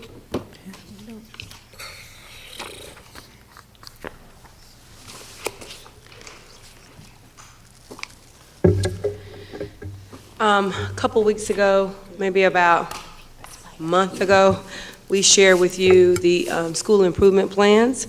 I am back again to ask that you approve the plans at this time. Move to approve? Okay, so we got Nelson, Pete, the motion duo down there. Any discussion? Okay, all in favor, say aye. Aye. Any opposed? Aye, so that passes 7-0. Okay, great, thank you. Thank you. Yeah, and please compliment, the principals and their executive directors for working hard on the school improvement plan is hard, just like our strategic plan is hard.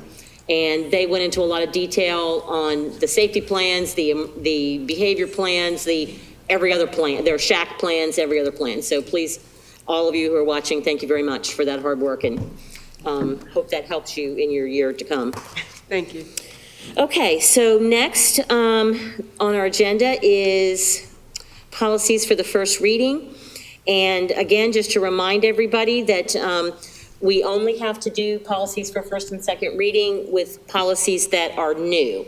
Now, this is not a policy, it's a regulation, but we're going to be putting it into our policy manual. So, Ms. Varnum, do you want to do anything else on that? It's policy, it's the 3460R. I'm ready for an approval at the board's will. Okay, so do I have a motion to approve this policy? I mean, no, this is first reading. So all we got to do is just read it next time, and we'll be able to approve that as probably one of our last things that we do together as this board. Okay, so next, I didn't hear any committee reports, correspondence. I don't, what? I just had a little correspondence. Oh, hold on, okay. Getting their correspondence, yes?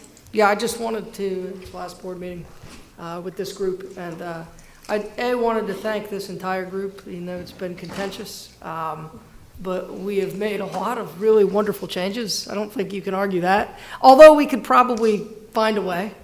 I just wanted to thank all of you guys, and in particular, I wanted to thank Ms. Adams. I know we will next week, but you know Next how month. tough this is, and you've graced this board. I know times have been tough for school boards across the country, but you were a wonderful leader while you were there, and I'm very grateful to your friendship and for your leadership on this board. So thank you for your service. Okay, thank you, Love Fest. That's okay, we need those. Announcements, the Equity, Diversity, and Inclusion Committee will meet Monday, November the 7th at 5 p.m. at the Board of Education Center. The audience capacity is, as usual, limited to 170, so come on with the 170. General public will have the option to review remotely on New Hanover County Schools YouTube channel. The Policy Committee will meet November the 8th at 9 a.m. at the Board of Education Center. Yeah. What was on the website actually said the 11th. Did you change it or not? We're still discussing a specific day. If I On told her what I can, website? if we need to get them done, I can do them. I can do them. I'll take the hour. Oh. I think my presence at the polls probably hurts more than it helps anyway. All right, well, I just want to be clear on where did you see that date so that we don't have two conflicting dates? I believe I saw it on the website. All right, so, Mr. Smith, can we just check on that to make sure that our dates are aligning? Sure. Okay, so, Yeah, next so up on our agenda, we don't have a closed session. Adjournment? Madam Chair, I would like to make a motion to adjourn Okay. for the last time. Okay, is there a second? Second. Ms. Walker? So, all in favor, say aye. Aye. Any opposed? Okay, we are adjourned at 9:37. Nice job. 3 minutes early. Nelson, oh my God.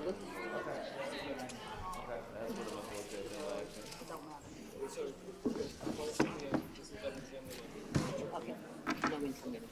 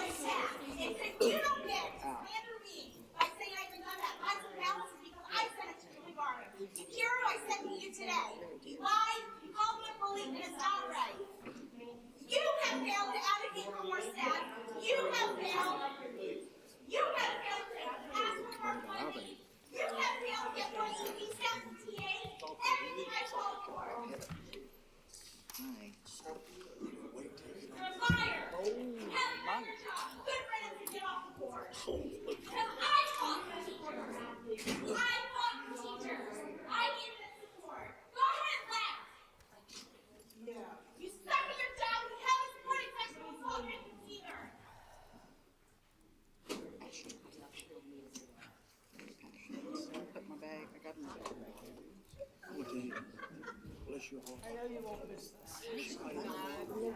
She went through 3 pans and begged me for 2, so I have no food. Come on, man, I'm doing my job. What you want? Water down. Yeah, me too. I tried to advocate for you. You know I have your back. Yeah. It's me. I have to. I don't like to get on there. Yes, you feel that.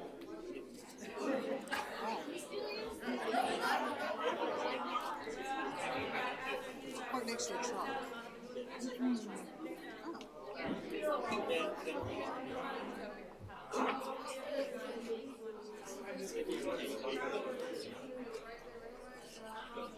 It's gracious me. Oh, yeah. Yes, you would. Like, what are you doing? Why? 27 years, buddy. You followed me over. I know. That's exactly right. That's what I'm saying. That's what I'm saying. Exactly. That's what I'm saying. You get him the eyeball, and he's like, That's how marriage works. You know that. Careful out there. Okay.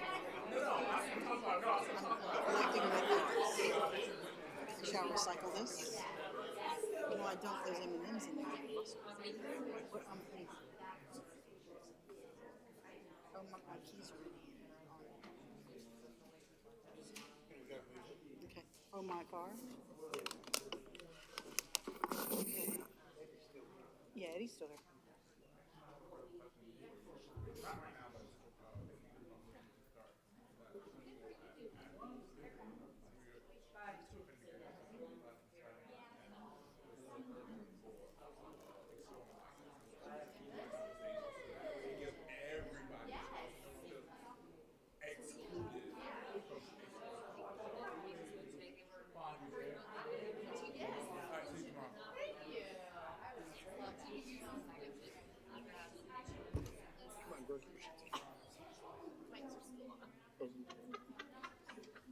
And I'm on camera. But I'm not sorry. No judgment. Miss Adams. Yes, sir. Oh, wait, hold on, I'm sorry.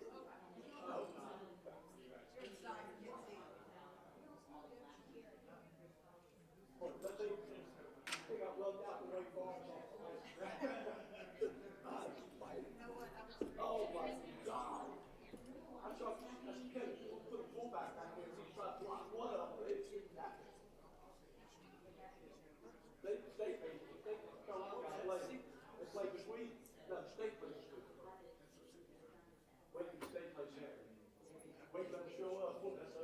Yeah. You play hockey sticks, you play stakes. Next week. I know, I can't believe it's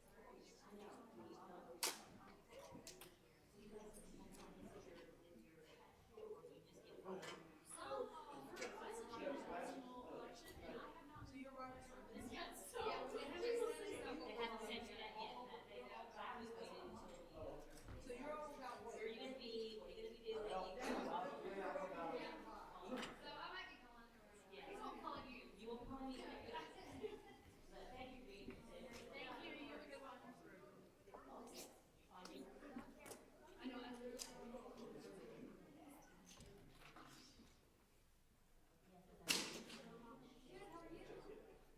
Hi.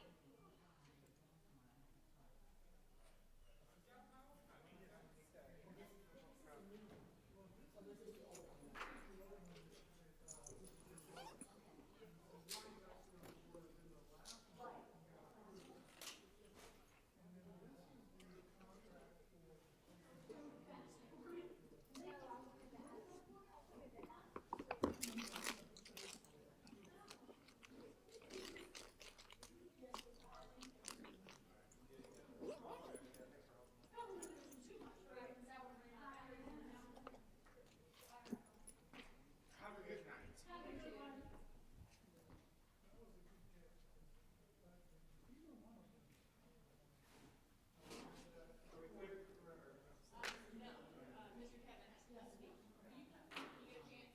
You get a chance.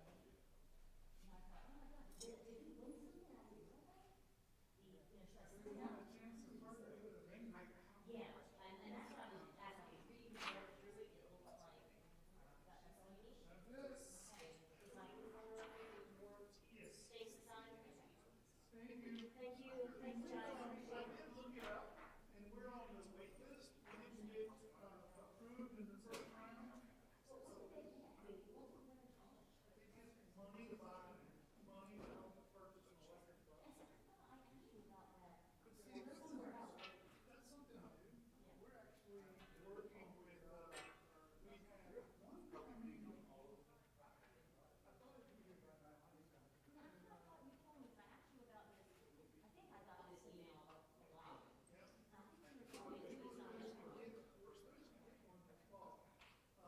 And it's still coming. I mean, it's part of